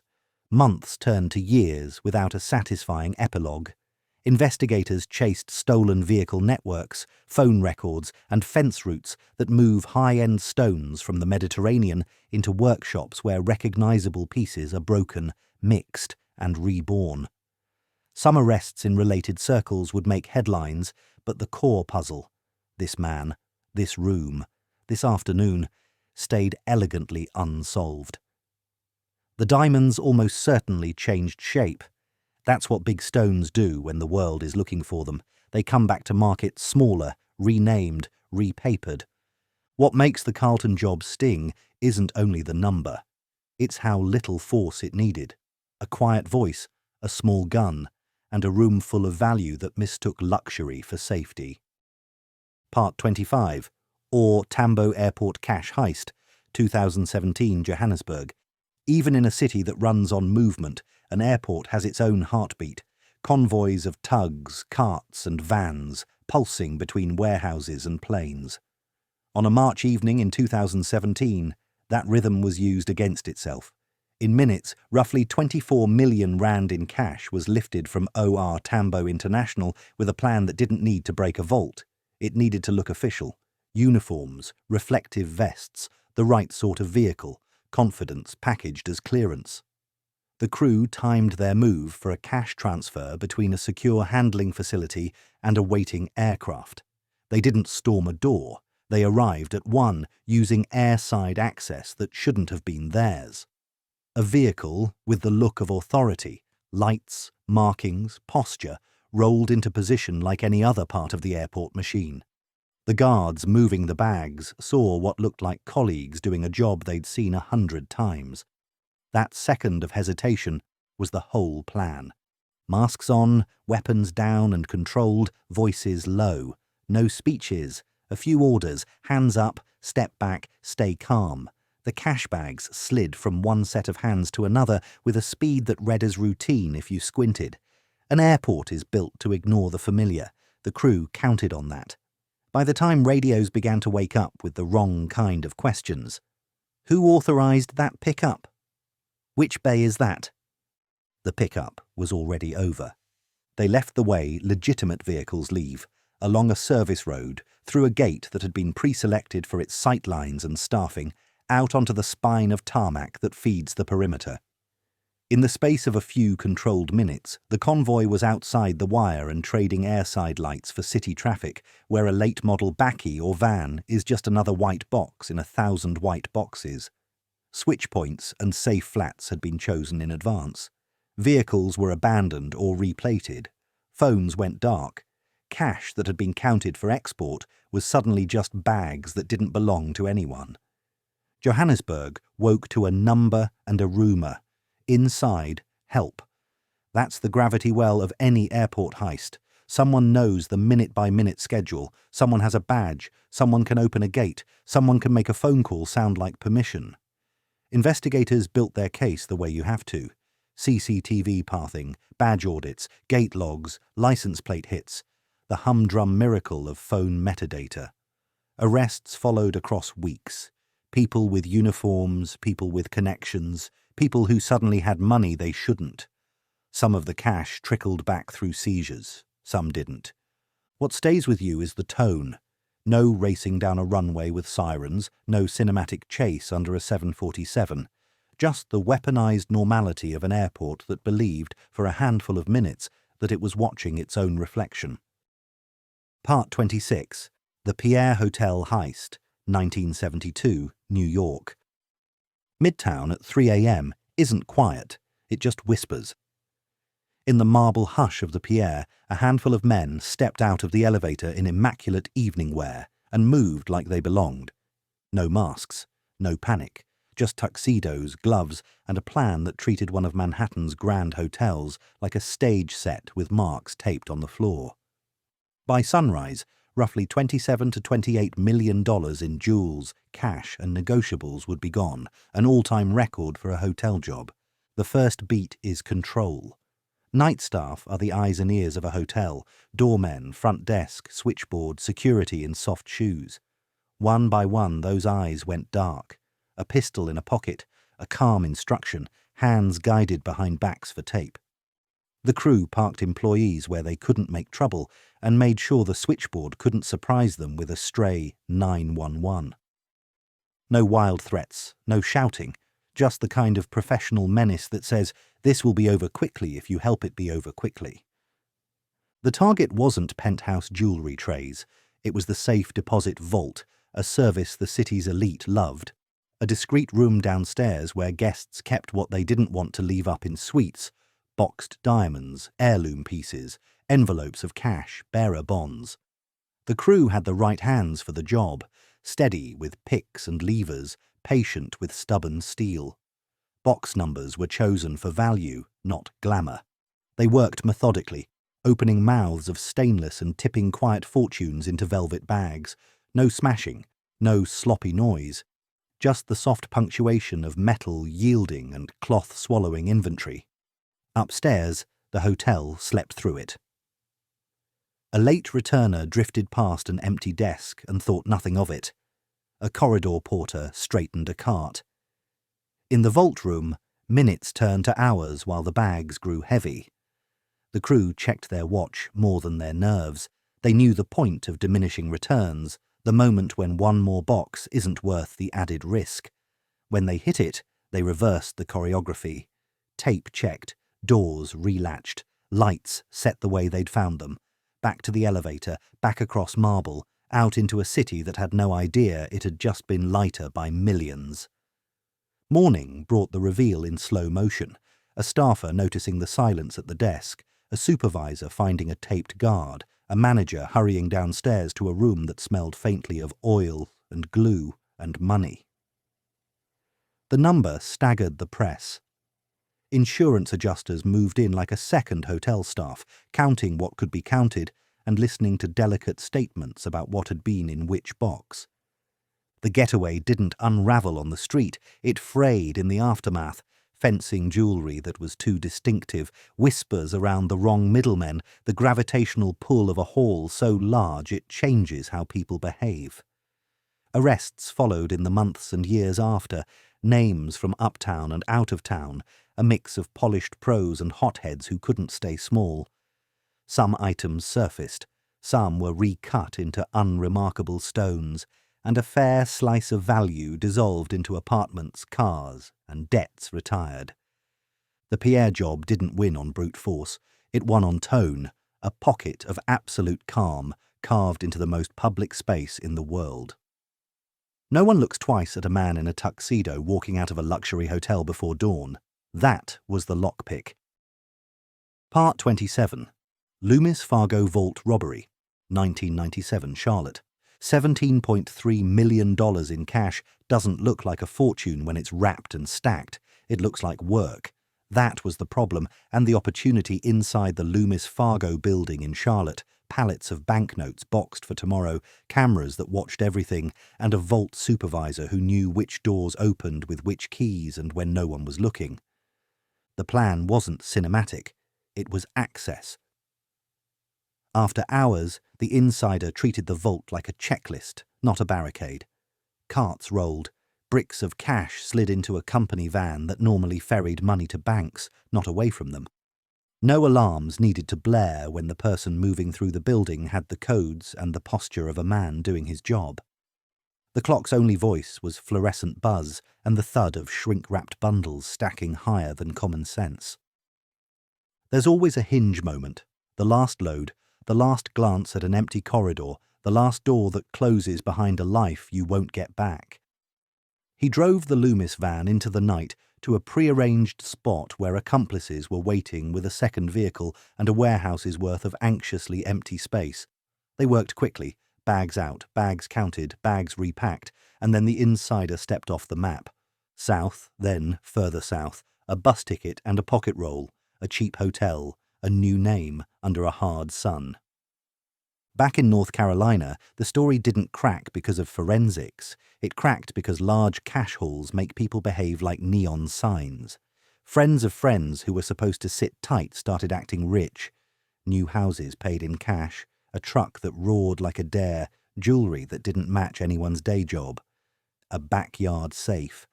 A safe deposit stuffed the day it was opened. Money moves talk when it should have whispered. Detectives built a patient web, registrations, receipts, deposits split into stupidly tidy round numbers, and phone calls that kept bouncing between North Carolina and a coastal town in Mexico. The inside man's exile wasn't glamorous. Hiding is boring and expensive, and the people promised to wire him a cut learned that money feels heavier when you hold it than when you owe it. Calls got tense. Promises slipped. Meanwhile, the Bureau watched the network spend itself into a corner. Warrants turned chatter into tape. Arrests followed in a chain, one domino tipping three more. In storage lockers and attics and freshly poured concrete, agents found bundles that still smelled like a counting room. Most heists are judged by the night of. This one is judged by the year after. The pull itself was clean. No shots, no alarms. A van that looked legitimate until it wasn't. The unravelling was human. Greed, impatience, loud purchases, a tropical hideout paid for in phone records. By the time the sentences were read, the myth of the perfect inside job had been traded for a line item in a restitution order. Plenty of the cash came back in seizures and recoveries. Not all of it. Some money always evaporates into debts cleared, toys sold for pennies, bills that never ask questions, and a haze of cash that shrugs and becomes someone else's story. Part 28. Société Générale, Nice, Sewer Job, 1976, France. Bastille Day weekend turned the Riviera into a party. Offices went dark, shutters clicked, and a city that lives on sunlight fell into a long, lazy sleep. Under Nice's streets, men with headlamps moved in mud. Their map wasn't the boulevard. It was the sewer. The target was the Société Générale branch on Rue de la Liberté. Its vault bragged like vaults do, thick concrete, heavy door, safe deposit boxes stacked like a private post office for the rich. The crew treated it like an engineering problem. Weeks earlier, they'd rented a nearby cellar and vanished behind a false wall. From there, they chewed through earth toward the bank, bracing their tunnel with timber, laying boards so they wouldn't sink, running lights and a small ventilator so the air stayed honest. The final meters were the slowest. Get the angle wrong and you surface in the wrong room. Get the depth wrong and you meet rebar you can't talk to. They hit the antechamber, then the vault. No dynamite, no Hollywood spark shower, just persistence, holes tested with drills, steel worried with saws, leverage applied where the metal sighed. When the door finally shrugged, space changed shape. Rows of boxes waited in a hush. The crew settled into a strange rhythm. Pry, pop, empty, pass. Velvet pouches slid into sacks. Envelopes with bearer paper and cash bundles vanished into holdalls. A few of the men took a break, spread a cloth on the vault floor, and ate. The detail that would make headlines later. Thieves who picnicked in a bank. They carried more than loot out of that room. They carried time. On their way back into the tunnel, they made sure the discovery wouldn't be immediate. The vault door was tampered with from the inside, welded and sealed so Monday morning would start with confusion. On a wall, they left a sentence that became a calling card and a shrug. Sans armes, ni haine, ni violence. Without weapons, hatred or violence. When the branch reopened after the holiday, staff found a vault that wouldn't open and a manager listening to the wrong kind of silence. When the door was finally cut, the scene told its own story. Mud traces, mangled boxes, the picnic remains, and a bite taken out of the bank's sense of invulnerability. Estimates landed at tens of millions of francs, cash, jewels, documents, because box contents are private and memory is elastic when money is involved. Police followed the tunnel like a thread back into the neighborhood. Names surfaced, then one name eclipsed the rest: Albert Spaghiari, photographer, charmer, and, prosecutors said, the mind behind the patients. He was arrested, arraigned, and turned the last act into myth. During a judicial interview, he asked to show the examining magistrate some papers, then leapt through the office window to a waiting scooter and disappeared into sunshine. Letters and rumours followed. A clean pair of handcuffs did not. He died years later, a fugitive whose trial never really ended. Most of the take never came home. That's what safe deposit halls do. They fracture into small, deniable futures. Part 29. D.B. Cooper Skyjacking, 1971, U.S. Pacific Northwest. $200,000 in marked $20 bills, a Boeing 727 with a staircase in its tail, and weather that swallowed sound. This is the only unsolved skyjacking in U.S. history, and the getaway is a hole in the night. The man bought his ticket in cash as Dan Cooper on the afternoon of November 24, 1971, Portland to Seattle, Northwest Orient, Flight 305. Mid-air, he passed a note to a flight attendant, a calm claim of a bomb, a request for money and 4 parachutes and precise instructions: land in Seattle, trade the passengers for the cash, keep a minimal crew aboard, refuel, and fly again. No shouting, no wild theatrics. Just a man in a dark suit and tie who liked bourbon and chain-smoked real slow. Seattle played along. The plane parked on a far corner of the field. Lights on trucks washed the fuselage. The exchange took minutes. 36 passengers off, ransom and parachutes on. Cooper's demands for the second leg read like an engineer's checklist. Low altitude, flaps at 15 degrees, landing gear down, speed around 170 knots, a southeast route toward Mexico with fuel stops as needed, and the cockpit to stay shut. The 727's party trick, the rear air stair, would do the rest. They took off into cold November rain. Somewhere south of Seattle and north of Portland, a cockpit light flickered. The aft stairs deploy. In the cabin, no one watched him go. In the night air, a man with a parachute and a bag of money stepped into darkness, wind shear, and pine-black country. On the flight deck, the crew felt a bump, the moment weight left metal, and kept flying. By the time they landed in Reno per his plan, the cabin looked like a riddle. Open stair, missing man, 2 parachutes left behind, a clip-on tie resting on a seatback with a cheap tie clasp clinging to it. The search that followed was a study in patience and bad luck. Rain erased tracks. The drop zone was guesswork, somewhere over rugged timber country near the Columbia River. The serial numbers were known, but money doesn't raise its hand. In 1980, a boy digging in the sand on the Columbia's Tina Bar found $5,800 in decayed 20s that matched the ransom. It proved the cash had touched the river. It proved almost nothing else. Decades of suspects flared and died. A few made headlines. None stuck. Did he survive? The weather was brutal, the terrain worse, and one of the chutes he took was a training rig not meant to open under those conditions. But the man planned with enough care to ask for multiple parachutes, an insurance policy to make authorities think he might take a hostage with him, forcing them to supply the real deal. If he died, the forest kept its secret. If he lived, he slid into a life small enough to fit in cash he could never spend openly. The 727s were later modified so their stairs couldn't drop in flight. The FBI closed the active case after 45 years. The ending remains air, a figure in a suit stepping off a lit machine into the kind of night that leaves no footprints. Part 30. Graff Diamonds, New Bond Street, 2009, London. You don't need a mask if you can borrow a new face. Two well-dressed clients stepped into Graf Diamonds on New Bond Street one August afternoon, skins smooth as porcelain, hairlines immaculate, smiles made for expensive mirrors. The staff didn't see robbers, they saw money. The pair asked to view particular pieces: earrings with serious fire, a necklace that could light a ballroom, a handful of watches that ticked like small fortunes. When the trays arrived, the tone shifted in a single, practiced beat. Jackets opened, pistols appeared, voices dropped into the register that freezes a room. No shouting, just quick instructions. Lock the door, hands where we can see them, you'll be fine.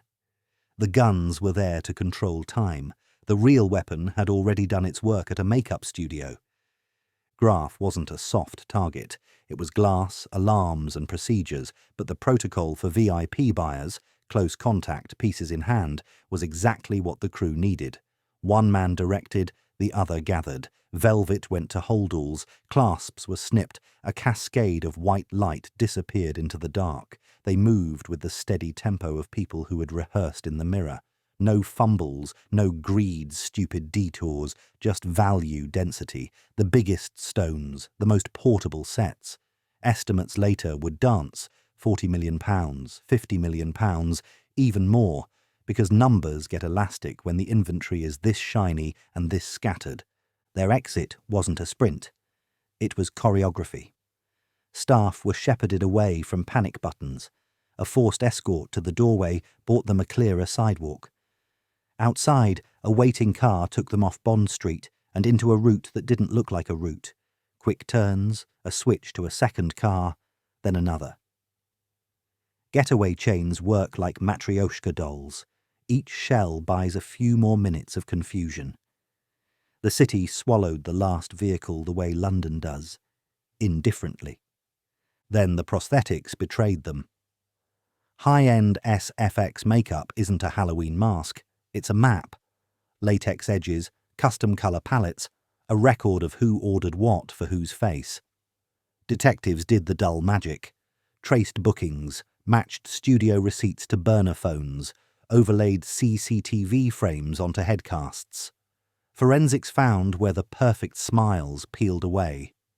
One suspect led to a second, calls expanded to a web, and the web gave names their afternoon backstories couldn't explain. Arrests followed. In court, the makeover became a smoking gun with cheekbones. What didn't come home, not in any satisfying measure, were the stones. Big pieces seldom stay big. They go to ground, then to workshops, then back to markets smaller and nameless, folded into legitimate trade with new paperwork and no past. A few items surfaced, most didn't. That's the geometry of a jewellery heist done right. Concentrate the value, then atomize it. Graf didn't fall because its glass was weak or its alarms lazy. It fell to theatre, a boutique turned into a stage, reality suspended for minutes by two actors wearing faces no one recognized until they were on a table under fluorescent lights. Part 31. Murph the Surf. Star of India, 1964, New York. The world's biggest star sapphire, 563 carats, a fog blue eye called the Star of India, slept under glass at the American Museum of Natural History. Next to it, other headline gems, including the D-Long Star Ruby and the Eagle Diamond. Price tags were slippery. Priceless is a cop-out, but we're talking millions in 1964, far more in today's money. The museum had alarms. It also had something thieves love, habits. Jack, Murph the Surf. Murphy and two partners cased the building like students ditching class, loitering in galleries, riding elevators, studying guard routes, and the way a security check becomes a nod when it's the same face twice. They found a weakness that wasn't a laser or a lock, a fourth-floor bathroom window that could be forced, and a gem hall where an alarm on the Star of India had a battery that wasn't as fresh as the brochures suggested. Night came. They returned with a length of rope, a glass cutter, and patience. The bathroom window sighed. The rope kissed stone. Down into the dark, A beam of light crawled along cases like a predator. Glass is loud if you rush, quiet if you respect it. A neat circle, a hand inside, a latch eased. Then that moment museums dread. A hand under the Star of India, a lift, and nothing screams. The battery's dead. Confidence blooms. One by one, trays became velvet pockets, pockets became bags. They moved quickly, but not greedily. The trick isn't to empty a room, it's to leave before luck runs out. The retreat was reverse choreography, up the rope, through the window, back into a New York that never notices another trio at 2 a.m. Morning delivered a national spit-take. Front pages howled, curators blanched, and the museum learned the painful difference between an alarm installed and an alarm maintained. The number of gems taken, 24 plus, made it feel like a magic trick. The city wanted a chase. It got a manhunt. The break came the way breaks often come, talk and ego. Leads pulled detectives south to Miami Beach, where sun and loose lips have solved more than a few New York problems. A sting, a hotel room, and suddenly the high life lost altitude. Arrests followed. So did recoveries. The Star of India turned up in a bus station locker, the DeLong ruby was later ransomed back, and several other stones surfaced in fits and starts. Not everything came home, and some pieces likely changed shape forever, recut into smaller, innocent lives. Murph the Surf's legend grew legs, surfboards, violins, headlines, later infamy. But the heist itself is almost boring in its genius. No gun, no midnight sprint, just a rope, a window, and the lazy entropy that creeps into any institution too used to being important to be paranoid. Part 32, Krugersdorp Tunnel Heist, 1977, South Africa. A long weekend, a quiet high street, and a bank that trusted brick and routine. Somewhere behind a shuttered storefront near the Krugersdorp branch, men went to ground, timber for bracing, canvas for dust, lamps that turned clay walls the colour of old coins. The plan wasn't to argue with a vault door, it was to arrive where the vault never expected company. Weeks of digging erased themselves a few sacks at a time, soil leaving the premises as renovation debris, the sort of thing neighbours find boring after day 3. At depth, you measure the city by sound, the thud of traffic, the dull hum of a lift, the metallic cough of a nighttime boiler. The crew listened and corrected course, counting paces under pavement, adjusting headings with the patience of surveyors. The last meters stretched into hours. Get it wrong and you come up under a manager's office. Get it right and your palm finds the cold back of a vault wall. They got it right. The final barrier wasn't an explosion. It was stubborn material tested until it sighed. A rough mouth opened from earth into order, rows of safe deposit boxes and the faint smell of oil and paper. No siren, because no door had been forced. No guards, because a bank at night believes in the geometry of walls. The work turned methodical. Wedge, pry, pop. Velvet pouches and sealed envelopes slid into bags. They picked numbers that promised value without announcing a pattern, avoiding the panic that makes hands clumsy. Time was a currency. They spent just enough. Up top, the town slept through its holiday. Underground, hoisted bags vanished down the tunnel, ferried in relay to a staging room where loot became inventory and inventory became parcels for later. When the checklists ran out and nerves said enough, they reversed the path, shored the last timbers and left a room that looked exactly like what it was, violated in total silence. Discovery came Monday with a riddle, nothing broken where breaking should be, and a vault that seemed to have mislaid its contents by magic. Investigators traced the hole through to the empty premises nearby and found the ghost of a workshop, timber offcuts, candle stubs, chalk marks on a wall. What they didn't find was a clean public coda. The case drifted into that South African category locals still talk about with a shrug, brazen, clever and thin on answers. Amounts were argued over, as they always are when boxes are private and memories flexible. Names surfaced in rumour more than in charge sheets. If arrests came, they came quietly and not in ways that tied a bow on the story. The money and jewels did what such things do when they've been handled by men who plan. They turned into other shapes, cash folded into businesses, stones recut into forgettable futures. The genius here wasn't tools you've never seen. It was a direction you don't expect. Banks think left, right and through. These men thought under, and the ground kept their secret. Part 33. Banco de la República, Valledupar, 1994, Colombia. About $33 million in cash, fresh, counted, bundled, sat inside a regional branch of Colombia's central bank during a music festival weekend. The building looked unremarkable, the kind you pass without a second glance. Inside, procedures ran tight. On paper, a central bank is where money is safest. On paper. The plan grew from proximity, not pyrotechnics. People with access know rhythms. Who closes what, when the alarms, shift modes, which keys live on which lanyards, how a manager's routine becomes a clock you can set your life by. The crew exploited exactly that, an insider's map of corridors, codes and complacencies, and timed their move for when Valledupar's streets were loud with accordion and crowds, and the branch was at its most comfortable. No tunnels, no blown doors. The breach looked like business until the last few minutes. A small team moved through controlled doors with calm authority, no jitter, no rush, guiding staff out of position and away from panic triggers. The vault area wasn't conquered in a hail of sparks. It was opened the way bank doors open every day, with the right person standing in the right place under the wrong kind of pressure. Cash in a central bank isn't loose bills, it's neatly strapped bricks that stack like bricks. That's a thief's blessing. Cages rolled, pallets shifted, bags filled until their seams felt honest.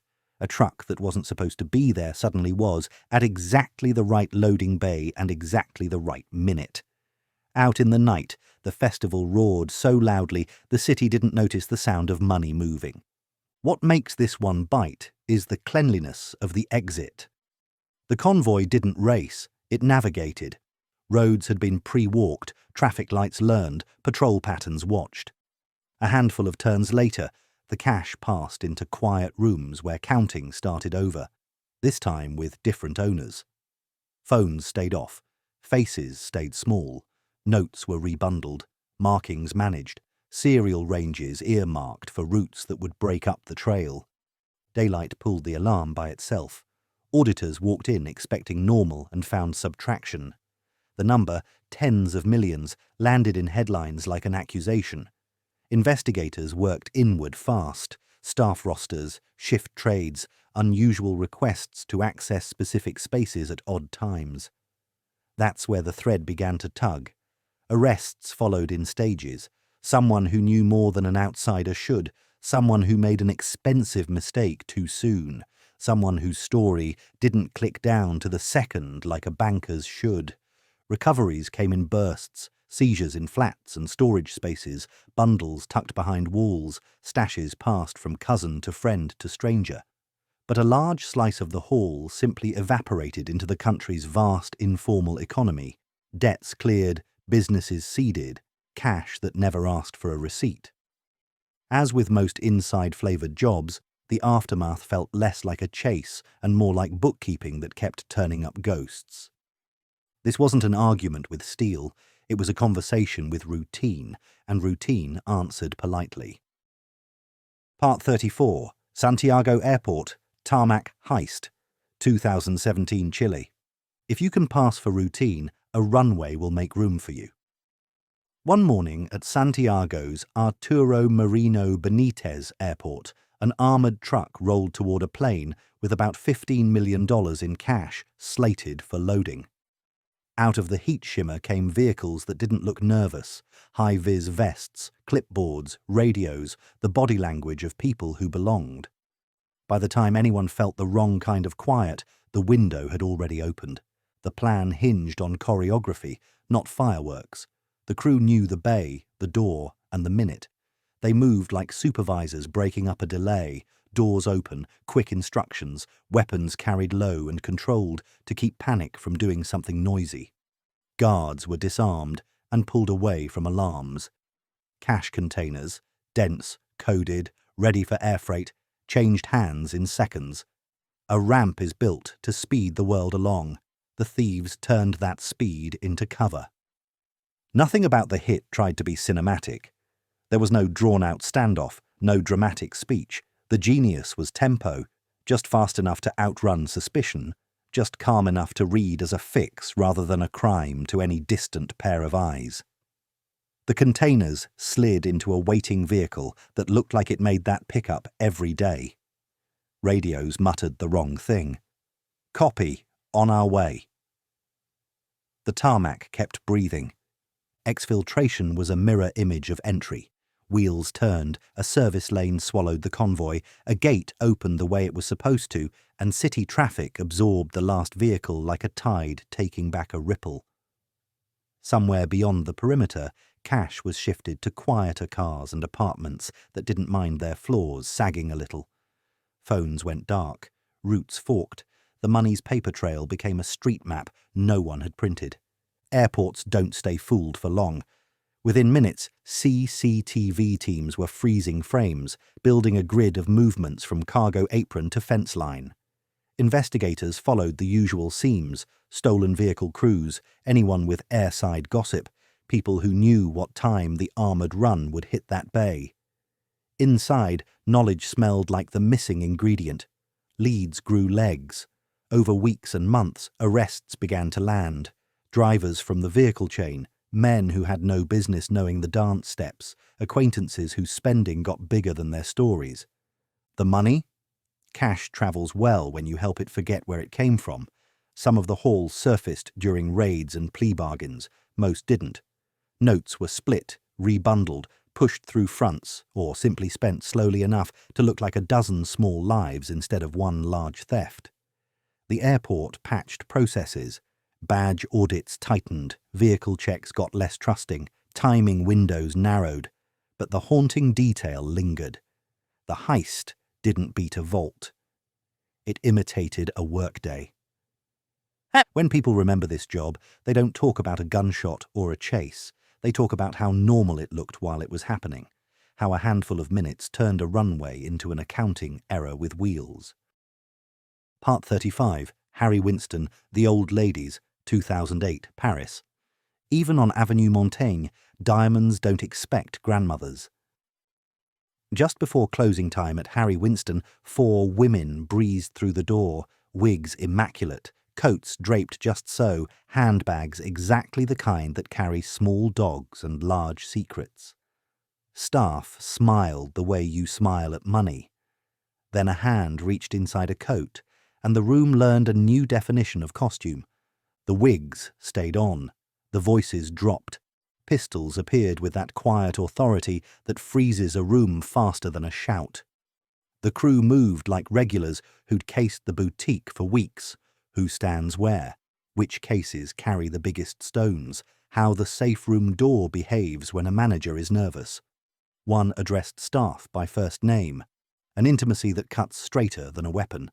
Another glided to the alarm panel like she'd paid for it. They weren't here to argue with glass. They were here to empty it. This is what value density looks like in motion. Trays of rings that each weigh less than a spoon and cost more than an apartment. Matched sets that fold into a velvet pouch and become a year's worth of headlines. The ladies didn't flail. They prioritized large stones, signed pieces, anything with a certificate number that would make insurers sweat. Cases that fought were persuaded with a quick hammer tap and a twist. Staff and customers were corralled, calm and low. No one wants chaos in a room full of shards. Boutiques like this are designed to look soft and be hard, but the crew had answers to both. Cameras were tilted or hooded. A safe was opened because a frightened human hand opens faster than any drill. The haul grew into a number the press would settle around later. About 80 million euros in jewellery, one of the biggest boutique hits Paris has ever seen. When you take that much light out of a room, the walls seem to dim. Exit wasn't a sprint. It was a glide in reverse. Wigs straight, coats redraped, a final instruction to keep eyes down and breathe. Outside, the avenue's winter evenings swallowed them like regular shoppers stepping into the cold. A switch car, then another. Then the city, vast and indifferent, spreading a quilt of streets over their tracks. Aftermath is where Harry Winston turns into Pink Panthers in headlines. Investigators followed the usual seams: stolen vehicles, burner phones, fences with taste, and the unusual ones: salons that sell wigs no one buys for a casual party, makeup kits for changing a jawline without a scalpel, accents that didn't match the arrondissement. Arrests came in waves across borders: France, the Balkans, names that echo through a dozen other smash and grabs. Some pieces surfaced, especially distinctive ones. Most didn't. Stones are obedient. They become smaller on command and return to market with new papers and no past. You remember the wigs because they're funny until they aren't. Disguise wasn't a flourish. It was the key that turned a flagship into a living room. Paris has seen audacity before. It rarely looks this well dressed. Part 36. Tokyo. Comtesse de Vendôme. Necklace. 2004. Japan. Worth roughly $31 million, the Comtesse de Vendôme wasn't just a necklace. It was a constellation.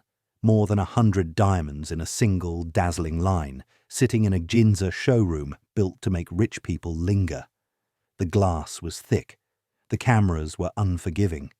The neighborhood was one of the most watched in Tokyo. And still, in broad daylight, the stars went out.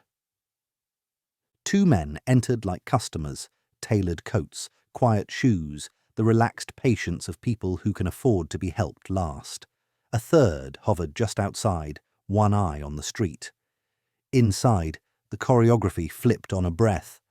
Staff were steered back with a few low words, and the kind of threat you barely see but instantly understand. A sprint would have looked suspicious. A fast, practiced calm looks like authority. A hammer met glass. A case surrendered. In less time than it takes to wrap a gift, the most expensive thing in the room slid into a soft bag. Ginza lives on spectacle, so there's always an audience. That's a problem for amateurs and a gift for pros. Out on the sidewalk, the flow of shoppers and taxis and honking delivery bikes became camouflage. The men didn't run a block-by-block obstacle course. They walked into a pre-mapped street pattern where a switch vehicle waited. A turn, then another, and the city's grid swallowed them the way it swallows everyone by design, indifferently. Tokyo detectives did what they do best: stitch a quilt from cameras, timestamps, and shoe-leather witness rounds. The line of inquiry quickly found familiar footprints. A Pink Panthers-style job, continental flavour, quick violence against glass, not people, a take built around maximum value density, and a getaway chained through multiple vehicles. Leads brushed Paris, the Balkans, and other jewel sprees that read like cousins of this one. Arrests would arrive over the years in the broader network, names tied to mirrored heists in other cities. What never arrived back in any satisfying way was the necklace. That's because you can't fence a celebrity jewel, you have to erase it. The smart money says the Comtesse did what big stones always do under heat. She changed shape.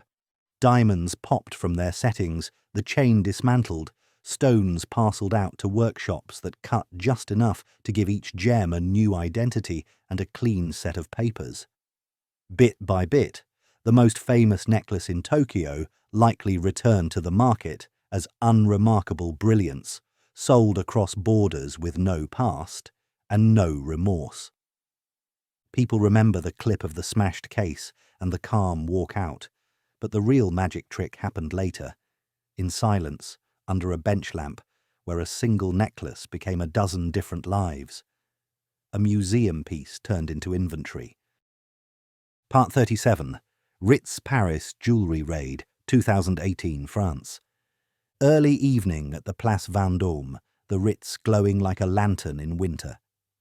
Inside the arcade, vitrines winked with high jewellery pieces, staged for private viewings, bracelets dense with stones, showpiece rings, a necklace designed to quiet a room. Then a small convoy of men in dark clothes came through the revolving door, carrying axes and hatchets, and the lobby learned the difference between decor and glass. No speeches. They moved fast and together, two to the cases, one to watch the corridor, others hovering at the entrance as a human cork. Steel kissed crystal, and the vitrines let go in explosive blooms. Hands in heavy gloves scooped velvet trays and loose pieces into bags that already had a dirtied, disposable look. Guests froze. Staff did what good staff do, kept voices low, drew people away from flying shards, and tried to press silent alarms without drawing eyes. This was value density in its purest form, a few seconds per case, a fortune compressed into soft pouches. The crew didn't wander.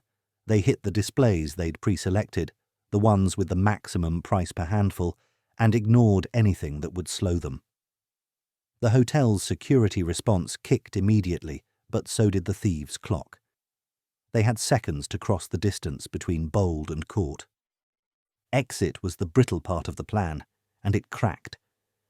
As some of the crew headed back toward the door, plainclothes police converged on the street outside, and security shutters locked more quickly than anticipated. A scramble followed in the colonnade. 2 or 3 men were grabbed on the spot, bags yanked from their hands, others slipped a sideway out and onto scooters idling on a nearby street. Paris traffic did what it always does, offered cover and chaos in equal measure. The number bounced around headlines, 4 to 5 million euros, not a record breaker, but plenty loud. Investigators didn't need a decade. They had suspects in cuffs within minutes, and videos, phones and DNA from the smashed cases helped stitch the rest together over the following days.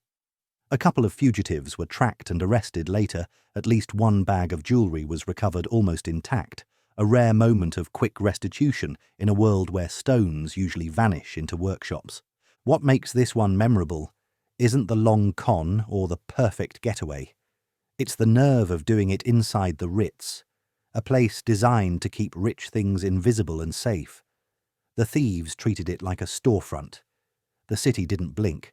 Police presence around Vendôme is built for exactly this, and the response proved it. By the time guests finished their drinks, a lot of the story was already resolved.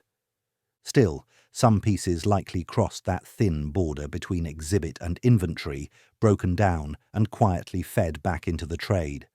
Smash and grab is a rough tool. Fencing is a precise art. Here, the rough part met a fast wall, and the precise part had less time than usual to get started. Part 38. Banco do Brasil, Criciúma, 2020, Brazil. Close to midnight in the southern city of Criciúma, the streets changed shape. Cars burned at intersections, heavy caliber bursts echoed between apartment blocks. A convoy of SUVs slid into place like a moving roadblock. The target was a Banco do Brasil branch holding a tide of cash. Headlines would later float approximately 80 million reais as a ballpark. But this wasn't a burglary. It was a city takeover. First, they seized the map. Teams parked flaming vehicles to choke the main approaches. Others dropped improvised explosive devices to spook and slow any patrols that dared push in. Lookouts climbed to rooftops and intersections, radios crackling. Witnesses later talked about drones in the air, eyes that turned dark streets into a control room. The message to police was simple: stay back until we're finished. The bank wasn't conquered with a drill. It was opened with measured blasts. Layer by layer, charges bit into the branch's armoured guts, outer facade, inner barriers, then the vaulting where money turns from an idea into weight. Each detonation bought a few more minutes inside and a few more blocks of fear outside. The crew moved like engineers working on a deadline. Bags staged, rolls tight, noise treated as a tool, not a mistake. On the perimeter, the psychological war did its job. Hostages, grabbed from streets and nearby businesses, were positioned where approaching police would have to see them, hands up in the wash of headlights. The point wasn't brutality for its own sake, it was to build a wall of hesitation around the core team at the vault. Over a long hour, the city held its breath.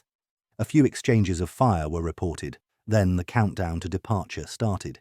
Exfiltration was a convoy ballet. SUVs split by pre-planned lanes, then rejoined beyond the downtown choke points where burned shells still smouldered. Somewhere outside the hot zone, vehicles were switched, plates changed, bags redistributed, so no single seizure would end the story. One vivid detail stuck in the public mind afterward.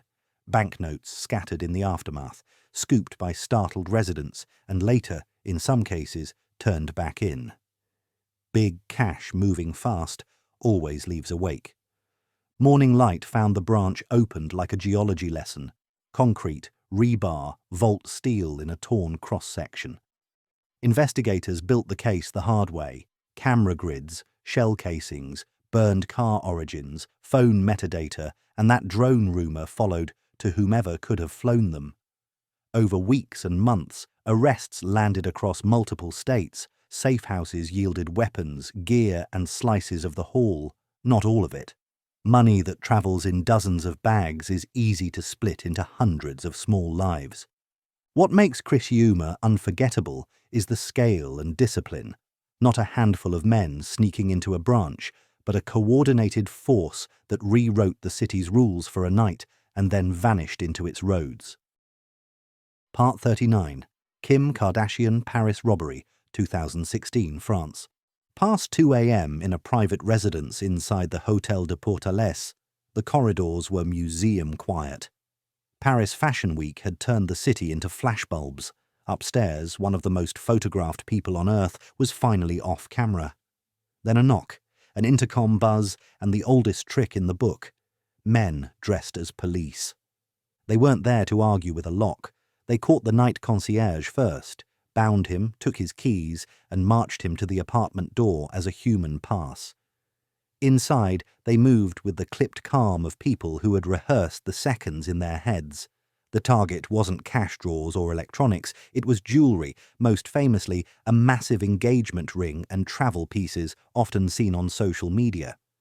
Estimates settled around 9 to 10 million euros in value. This wasn't a smash and grab.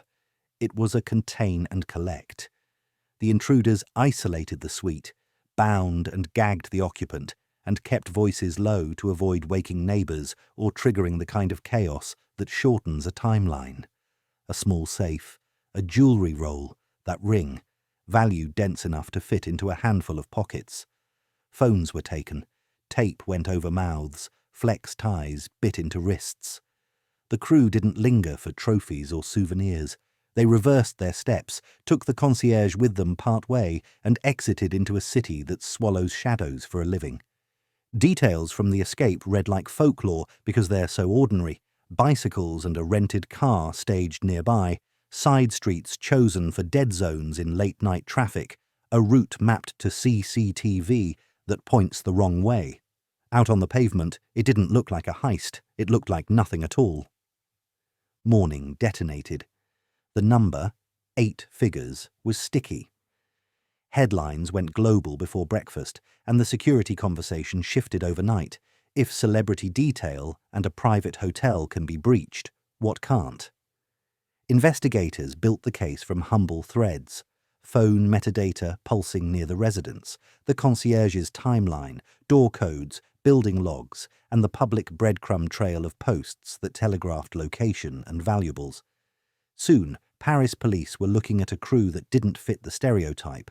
Older suspects, dubbed in the press as grandpa robbers, with histories in theft but the patience to keep quiet when quiet mattered. Arrests followed across early 2017 and beyond. A suspected organiser was picked up. Others fell in France and neighbouring countries. Interviews hinted at a fence who melted down certain pieces to erase their identities. One distinctive diamond cross pendant reportedly turned up by chance near the scene, a rare shard of restitution. The headline item, the ring, never came home. Most of the jewellery did what hot stones do when the world is watching. It changed shape, recut and repapered into anonymity. What lingers isn't just the audacity, it's the lesson. Appearance is access. A uniform opens doors, a concierge opens more, a social feed opens the rest. The thieves didn't beat a vault, they beat a perimeter built on trust and routine, then vanished at bicycle speed. Part 40, Araçatuba, 2021, Brazil. Just before midnight, Araçatuba's centre turned into a grid you couldn't cross. Cars burned at intersections, barricades sprouted where avenues met, men in balaclavas moved like a platoon, radios tight to their mouths. This wasn't a burglary. It was a city takeover aimed at bank branches loaded after a long month cycle. Headlines would later argue about the figure, but the number mattered less than the method. First, they seized the map. SUVs blocked approach roads. Lookouts climbed to rooftops. Drones, small mean little gnats, hovered above police stations and arterials, feeding live video to coordinators on the ground. The message was simple: we see you before you see us. While outer teams shaped the streets, the inner crews went to work on the target sites, Banco do Brasil foremost, treating vaults and ATM rooms like engineering problems with explosive answers. The charges were precise, stacked where metal argued too hard. A sequence of thuds turned armoured shells into open mouths. Inside, cash wasn't scooped like movie loot. It was bagged in disciplined bundles, staged to move through doors, timed to blast waves and lookout calls. The clock wasn't measured in minutes. It was measured in controlled detonations and the distance a police patrol could cover on streets that now belonged to someone else. Then came the image no one forgets. Hostages used as human shields, taped to vehicle hoods and roofs as the convoys repositioned. It was a brutal insurance policy. Every potential roadblock had to think twice. As teams exfiltrated with heavy bags, the perimeter men left behind what would haunt the morning. Explosive devices seeded across key corners and sidewalks, some with triggers designed to punish curiosity or chaos.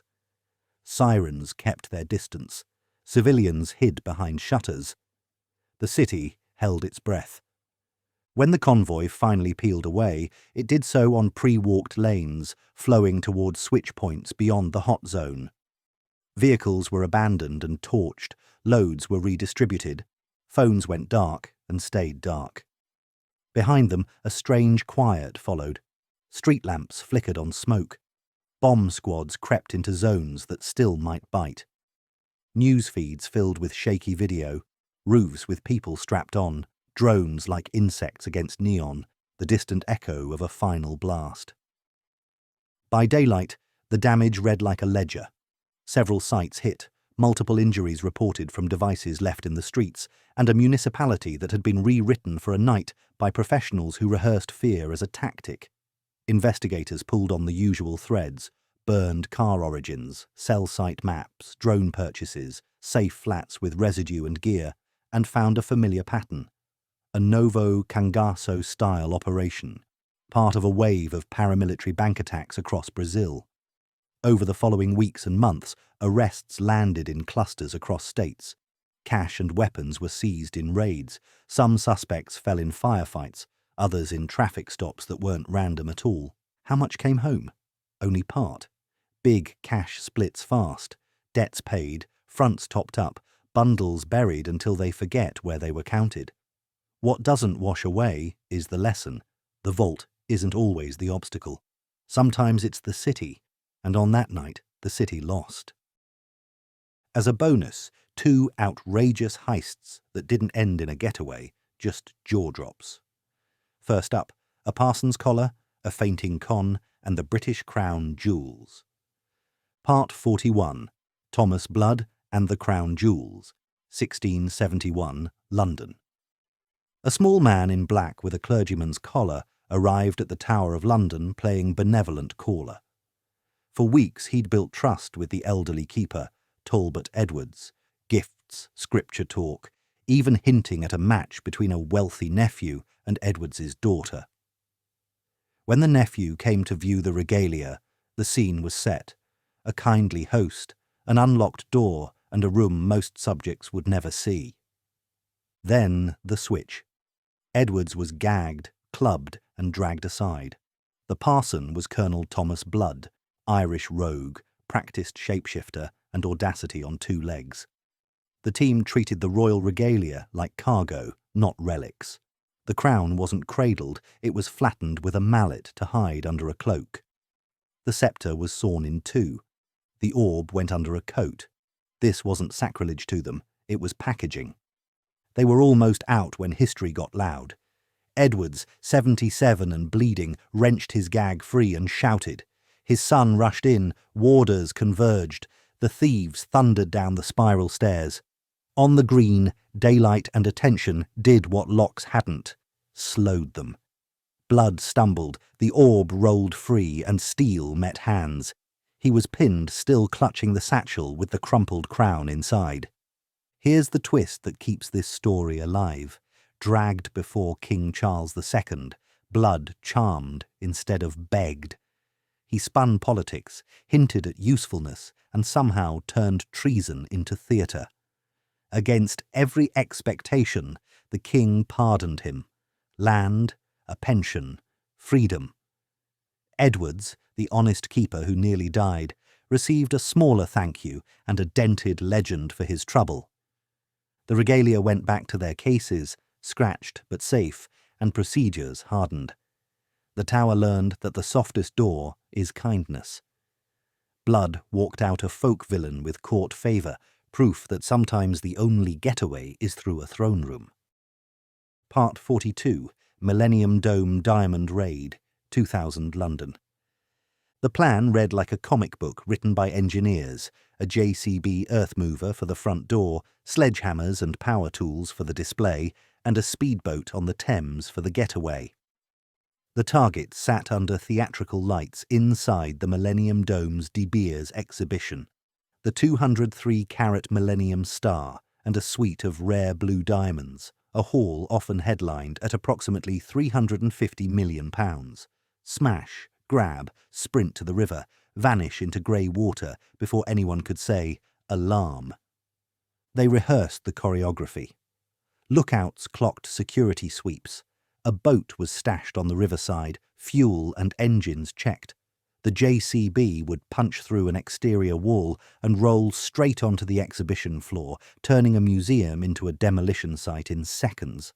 Inside the display, glass wasn't ordinary. It was fortified to resist bullets and drills, which is why the crew brought abrasive cutters, hammers and nail guns, a brutal toolkit sized for haste, not subtlety.